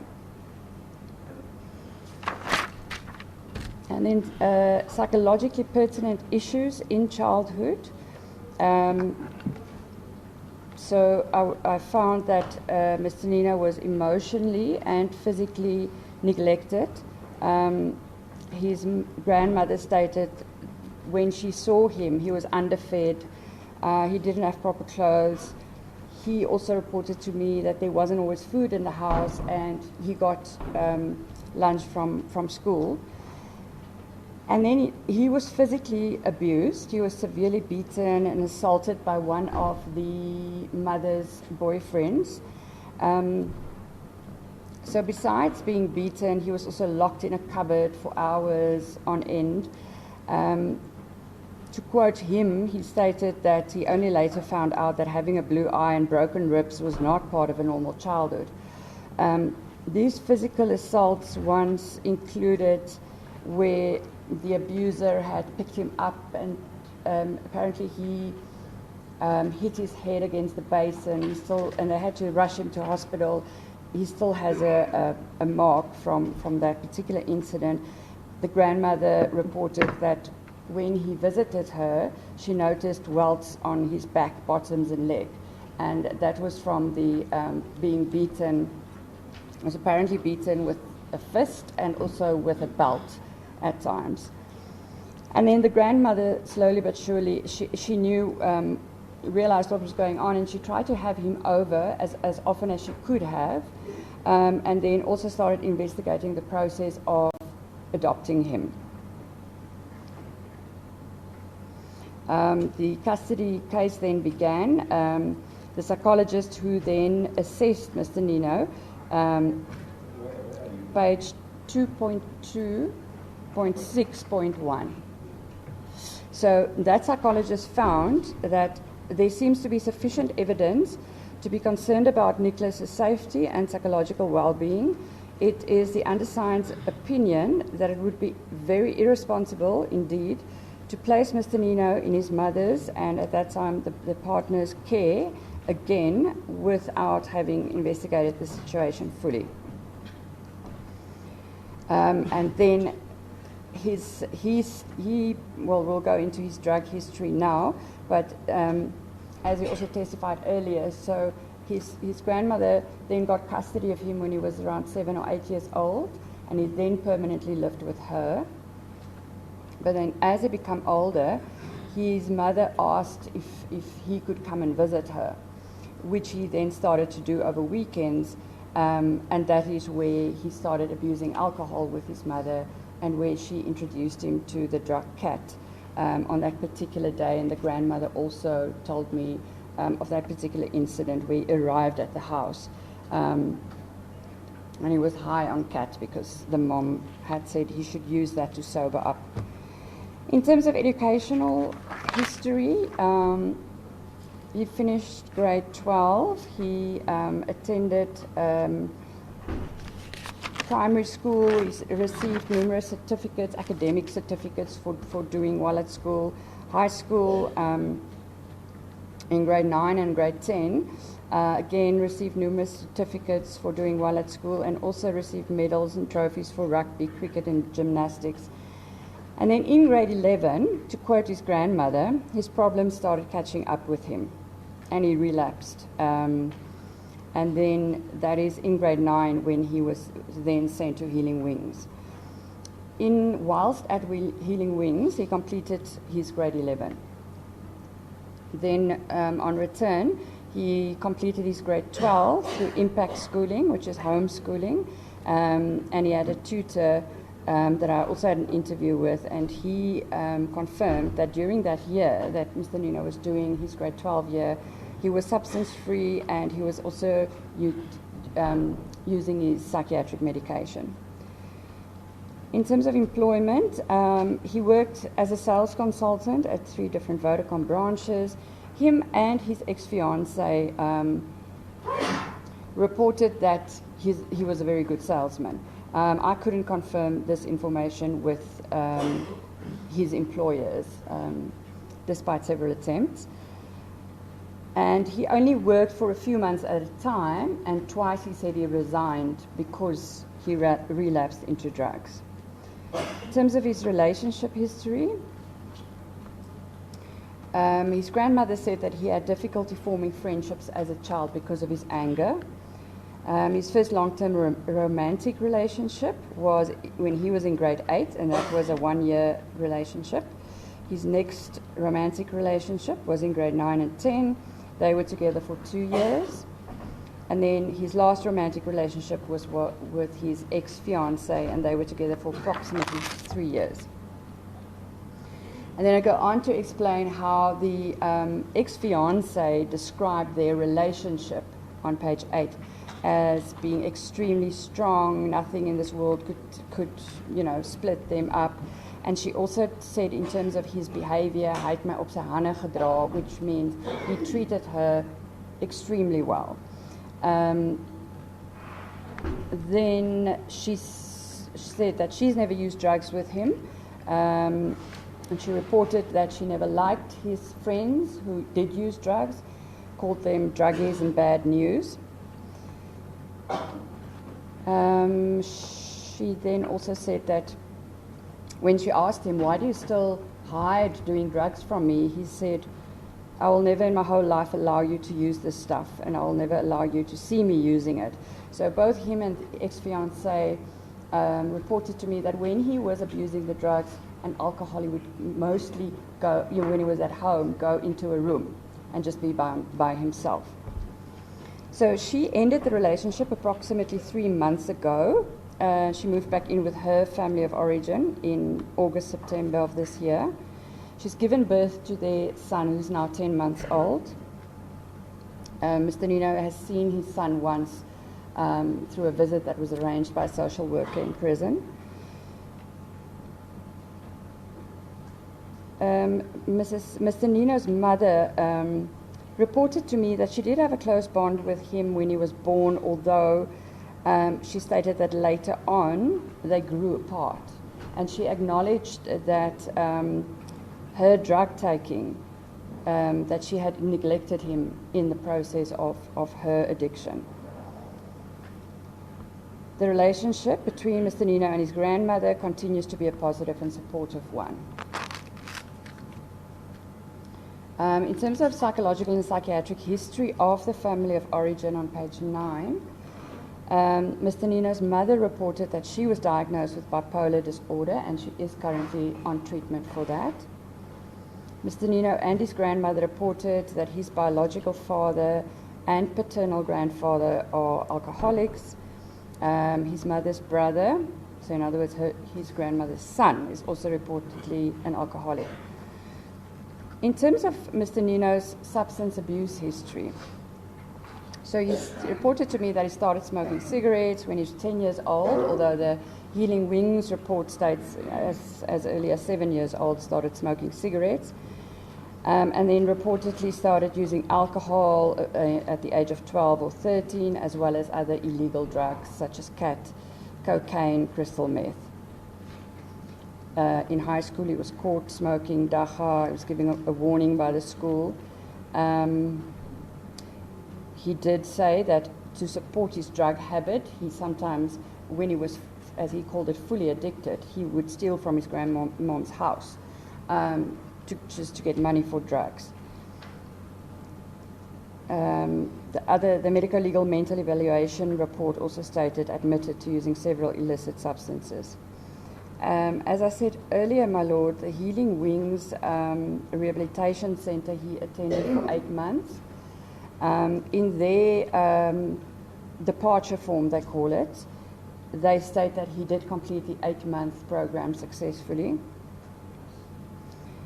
And then his second admission to a drug rehabilitation was to Houghton House. That was the beginning of 2018. Mr. Ninow and his grandmother tells me that he did complete the treatment. I tried numerous times to just get confirmation from them, although I saw the email communication between Mr. Ninow's grandmother and Houghton House, where they said, you know, we are booking a room for him and we're expecting him on the 3rd of January, etc.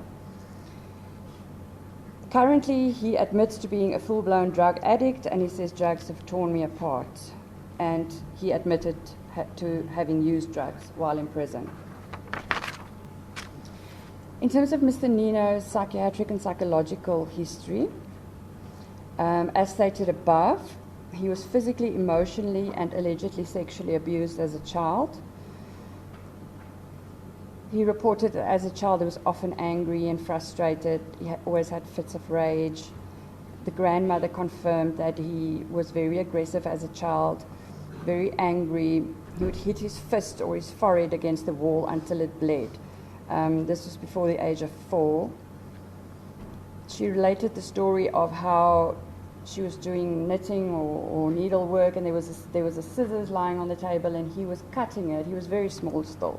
He was about 5, cutting it close to his head. And she said, "Be careful with that. You're going to cut yourself." And he then proceeded to cut his ear. And he said, and when she tended to him, he said, "Don't worry, all the devils are coming out of me." And she just said, for her, that was such a shock that such a young child would say something like that. Again, the psychologist who evaluated him in the custody case when he was 7 or 8 years old, she said that he experiences sadness, fear, and anger. He started self-harming from the age of 12 or 13 by cutting himself with blades. The grandmother said that this happened often. She related an incident where he was in the bath and called her, and he had cut his one leg severely, and the whole bath was full of blood. At the age of 15, he attempted to commit suicide the first time. He was then rushed to Wilgers Hospital for his treatment of his wounds, transferred to Denmark Psychiatric Clinic for the first time. He was then treated by a psychiatrist and diagnosed with unspecified bipolar disorder and substance abuse. And also the medico-legal mental evaluation also reported known bipolar mood disorder, defaulted on medication approximately 3 weeks prior to alleged incident. After that first admission, Mr. Ninow and his grandparents, they also saw a psychologist for family therapy for approximately a year. He's always had trouble sleeping. He was prescribed sleeping medication since the age of 14. At the age of 17, he attempted suicide for the second time. He said that he cut his arm then lengthwise and not sideways because he thought there's a better chance of him dying doing it that way. Again, he was admitted to Denmark Psychiatric Hospital. The psychiatrist reported in her referral letter, when she because he was treated by 2 psychiatrists. The first psychiatrist who referred him actually to Healing Wings. In that letter, to Healing Wings, she states, since early teenage years, he has been struggling with episodes of aggression as well as depression. He also abused substances since the age of approximately 14 years. That's page 11, my lord. His mood stabilized quickly on medication, and she goes on to give the medication she prescribed to him. Mr. Ninow reported another incident of suicide, a third attempt where he attempted to hang himself, putting belts together and hanging it from a rail, sort of a door rail, but then as he started choking, he aborted the attempt. He was admitted to Denmark for the 3rd time in 2017. And according to the second treating psychiatrist, because the first psychiatrist had emigrated, so she wasn't at Denmark anymore. So the second treating psychiatrist, in a note, he wrote, "It is possible that the psychiatric manifestations he suffered from in 2017, because that's the first time that he treated Mr. Ninow, were caused by substance abuse." But according to Mr. Ninow and his grandmother, he was banned from Denmark Hospital due to the use of drugs whilst within the facility. The psychiatric report by Westkopje Psychiatric Hospital after he was observed for 30 days said that the diagnosis was mixed substance abuse. Currently, Mr. Ninow reported to be very depressed and says he's in a very dark place. He's always hated himself because of abusing drugs and alcohol. The Healing Wings report stated it was evident that he had a deep hatred for himself. He exhibited being extremely overwhelmed by negative emotions. He told me he doesn't even feel physical pain anymore because nothing can be more painful than a broken heart or soul. When I asked him, why do you still use drugs? He said, in order not to feel emotions. Specifically, he said, when I use cat, it causes me to not care about my own life. I go completely numb. And it's interesting that when I spoke to his mother, the reason she gave for abusing drugs was, she said, I guess it deadens whatever I'm feeling inside. So that's obviously observed behavior from his mother, that he learned from a very young age to cope with stress through escaping through drugs. He has guilt feelings because of the crime he's committed, feels worthless. He did indicate that if he gets a life sentence, I'll kill myself for sure. When I asked him how he would do it, he said he would take razor blades and cut his throat. I asked because when somebody has a specific plan for suicide, that means that the risk is higher that they're actually going to do it. Plus, of course, he has the previous suicide attempts.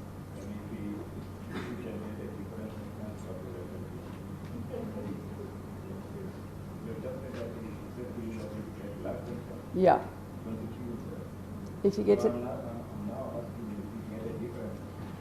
He said to me that he would then use it as a chance to be rehabilitated and to turn his life around.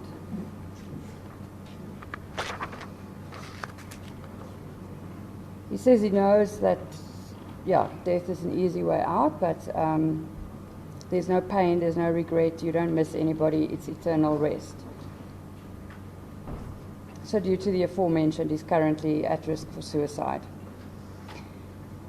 Then in terms of his sexual history or functioning, due to the nature of the offence committed, namely rape, it was thought pertinent to include the accused's sexual history.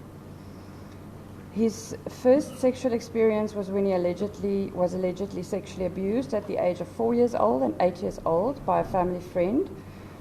That was related by him and his grandmother. The first time he had consensual sex was when he was 12 years old with a girl who stayed in the same complex as him. And then, as I've said above, He has had 3 long-term intimate relationships. When I asked him directly, Mr. Ninow said that he has never had sexual fantasies about or urges towards children. He stated that he has never in the past forced anybody into a sexual situation. He admitted to watching adult pornography. His ex-fiancée reported that she regards Mr. Ninow as having a normal sex drive. However, when he used cat, he would become sexual. That was her words. But he has never forced her into any sexual activity, even when he was high on drugs. He would normally isolate himself when using drugs and be on his phone, sometimes watching pornography, which she never approved of. Mr. Ninow denied ever having watched child pornography. His ex-fiancée said that she sometimes saw the pornography on his phone, but she has never seen child pornography on his phone. She said that he never really wanted to spend time with children. He would greet them, but when they were, for instance, with friends who had children, he would never make time to really play with the children. If he was asked to look after his brothers, he would always not want to do it. He would rather spend his time in adult company than a child's company. The grandmother also said that she's never seen him watch child pornography. She's never had any reason to suspect that he has a sexual attraction towards children. And on page 13, my lord, I give a psychological interpretation of salient factors in his background. So what I've highlighted there is looking at the academic literature, that children, the emotional needs of children. And as I've said there, obviously one of the basic needs is for love and recognition in a stable, continuous, dependable relationship.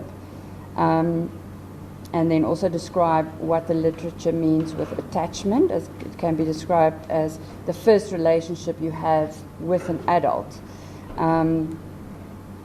And then the other emotional need that a child has is the need for security. And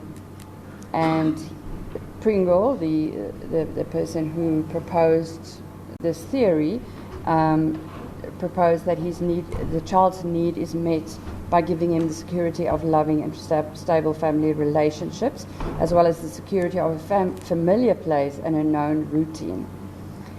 So although Mr. Ninow's mother reported to me that she had a close bond with her son after he was born, the relationship was not stable and dependable due to her drug use. He did have such a relationship with his grandmother, but he only stayed with her since he was 8, full-time. So until the age of 8, he did not have the security of stable family relationships. I then go on to explain what the literature tells us about children who grow up in circumstances of chaos, neglect, and abuse. And they point out 7 factors which children may present with. One is behavioral problems, one is emotional problems, third is negative thoughts about themselves, the fourth is relationships, the fifth is physically, number 6 is moral and spiritual, and then lastly cognitive and behavioral problems. And then I also just say that children who has been abused and neglected are often diagnosed with psychiatric illnesses and has a wide range of emotional problems. Of the 7 factors that I mentioned earlier, I said Mr. Ninow grew up with limited secure attachment in the first 8 years of his life. Of the above mentioned symptoms, he seems to display behavior difficulties in the fact that he has anger outbursts and occasional impulsive behavior. He also suffers from emotional problems. He has a mood disorder. He suffers from negative thoughts towards himself and the world. And as in terms of relationships, although he doesn't have many healthy, non-intimate relationships, he did have a relationship with his cousin. He was close to his cousin growing up. And the tutor who tutored him in grade 12 stated that he also became his friend, but they aren't friends anymore. So what I'm saying, and what they refer to in terms of relationships here is, if I can just read in my report there at the bottom of page 13, relationships, and then that means lack of trust, being manipulative, does not give or receive genuine affection and love. Now, I don't think that this is the case in Mr. Ninow's case. I think that I don't have evidence of having relationships purely for conning somebody or manipulating somebody. And I think that he is capable of giving and receiving genuine love because of the relationships he was in with his girlfriends.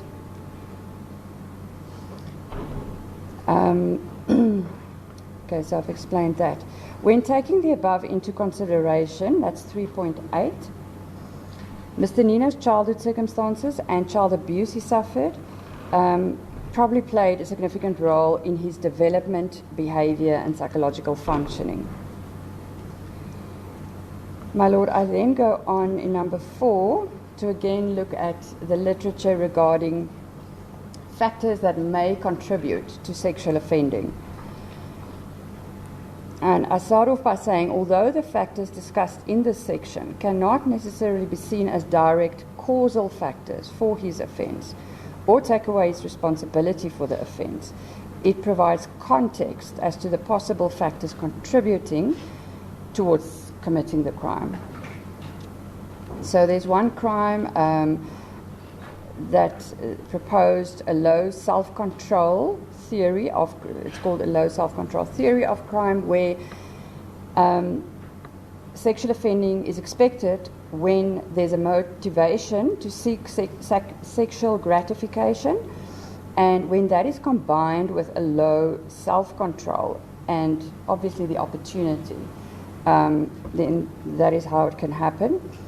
Then studies have also found parental and birth factors that predicted the onset of sexual offending, specifically relating to young parent age. As I said, his mom was 15, parent violent offending history, and parent psychiatric history, which his mom also has. Another explanation of sexual offending against children is the abuse-abuser hypothesis, or you can call it the abuse cycle. So this hypothesis suggests that boys who have been sexually abused are relatively more likely to sexually offend later in life. Studies have gotten various different results, and the author here states that because of these two authors, because of that, sex offender treatment has long skewed entertaining the offender's own history of childhood adversity for fear of excuse making. I go on to say, although having been sexually abused himself cannot be seen as a direct causal factor, there is the possibility that it could have played a role in his behavior. Then I look at the literature and studies that have made the link between alcohol abuse and sexual aggression, called the disinhibiting model. So according to this model, alcohol use results in applying more liberal norms when evaluating socially unacceptable behavior, such as a woman's refusal, etc. And the pharmacological effects of the alcohol include impairment in processing these inhibitory cues, and of course other cognitive functions such as judgment. The authors state that intoxicated individuals tend to concentrate on superficial salient cues such as feelings of sexual arousal rather than on more distant covert cues, such as victim empathy or a sense of morality. That is when they are intoxicated with alcohol. And I also look at the link that the studies have made between intoxication with drugs and more specifically cat and sexual offending. And I quote there from studies that says cannabis, cocaine and amphetamine use is often thought to encourage sexual excitement. The effects of amphetamines have been found to increase libido and delay orgasm. In addition, amphetamine use is associated with sexual risk-taking. Another quote, methamphetamine users have reported increased sexual desire, and it may lead to both sexual arousal and aggression. So it is hypothesized that being under the influence of these stimulants may lead to sexual offending. That's just one theory. Mr. Ninow said that he was under the influence of cat, and cat is considered an amphetamine-like agent. And he admitted that him and his girl ex-fiancée reported to me that when he uses cat, he becomes sexually aroused. I go on to talk about how himself, his grandmother, and his ex-fiancée have described him as being a completely different person when he's on drugs than when he's not.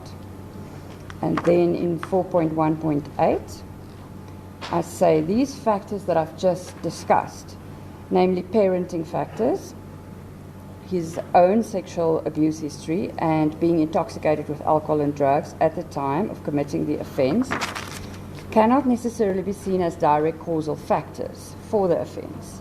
But based on the above academic literature, it could potentially have played a role in his behavior. And so those are risk factors that I will discuss below as well. Then I thought it important to discuss pedophilic disorder.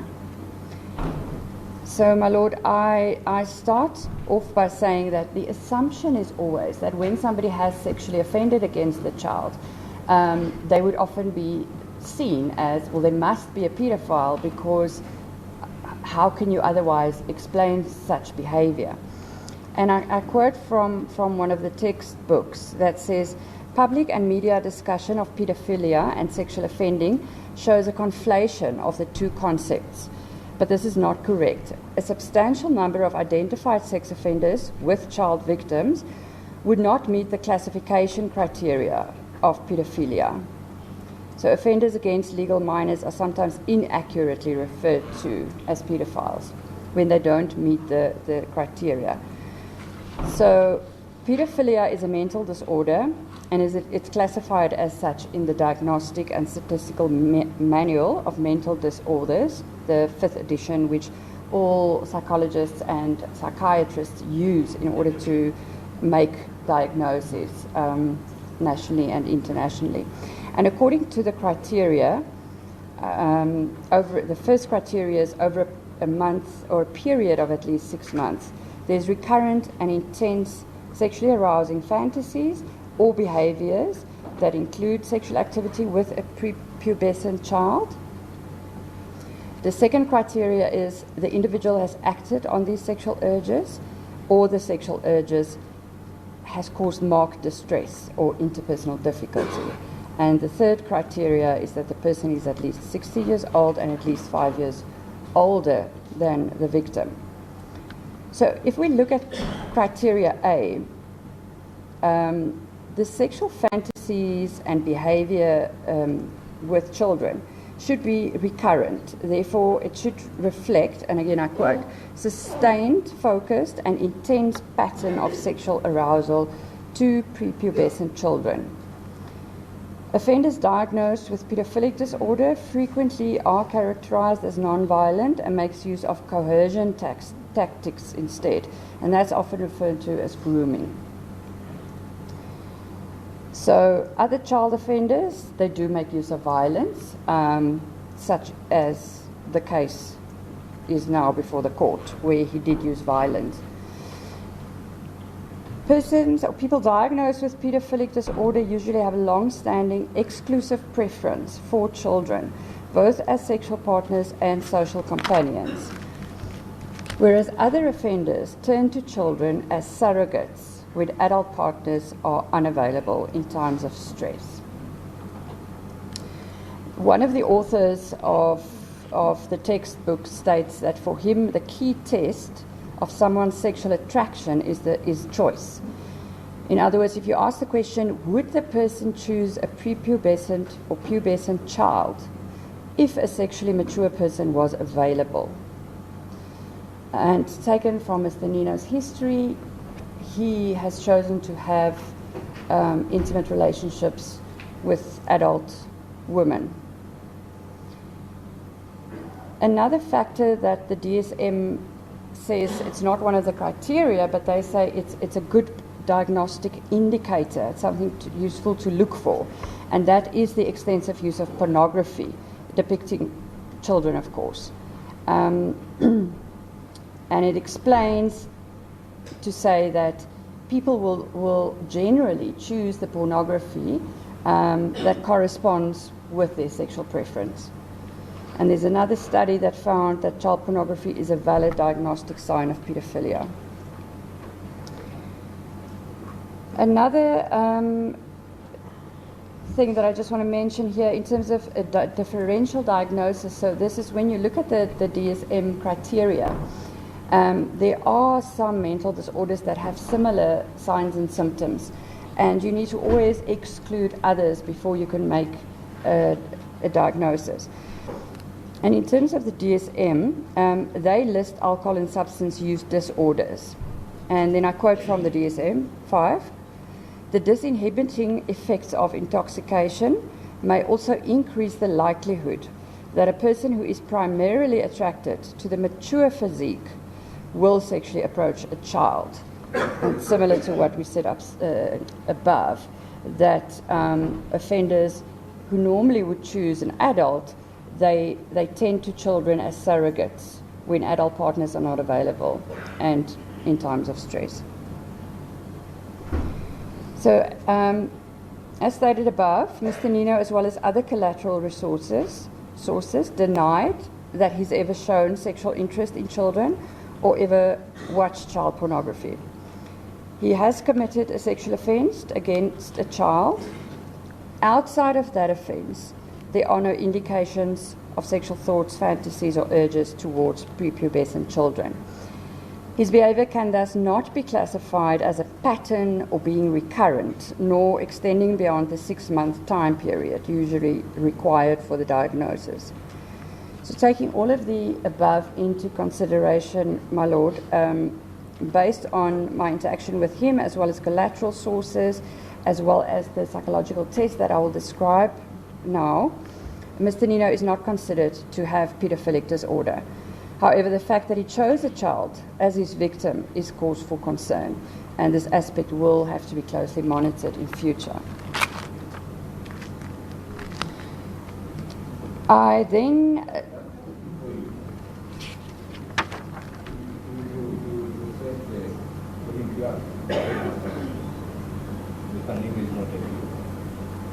Sorry, my Lord, I can't hear. According to your own effort, Yes. Mr. Ninow is not a Yes. So how do you relate the events of the day when a small child was? As I've explained here, using these diagnostic criteria that is internationally recognized, Mr. Ninow currently doesn't fit into this diagnostic criteria. And one of, besides the criteria that he does not meet to fulfill the diagnosis, one of the other diagnostic indicators is the use of child pornography. And I couldn't find evidence of him watching any child pornography.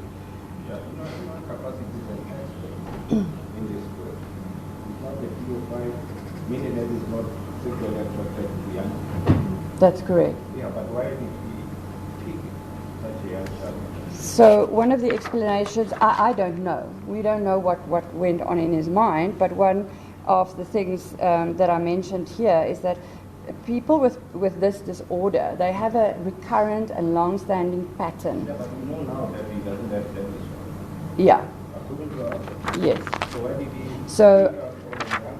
So, as stated here, people with pedophilic disorder has long-standing exclusive preference for children. The clinical psychologist there just giving her 17.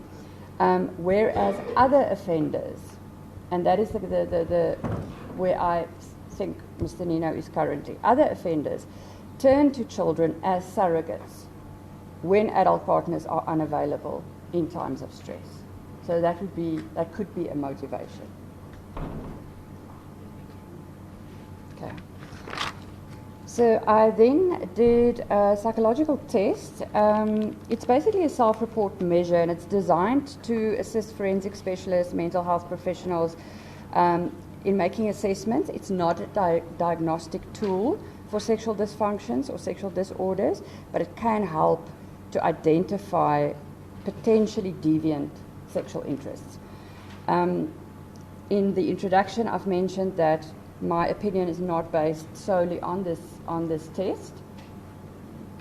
I interpreted the information gained from this test in light of the clinical interview.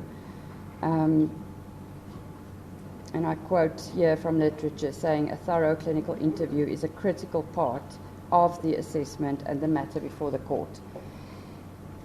So this test basically has 4 scales, and I'm just going to name the scales, but it all has to do with finding out whether there are sexually deviant patterns or indicators.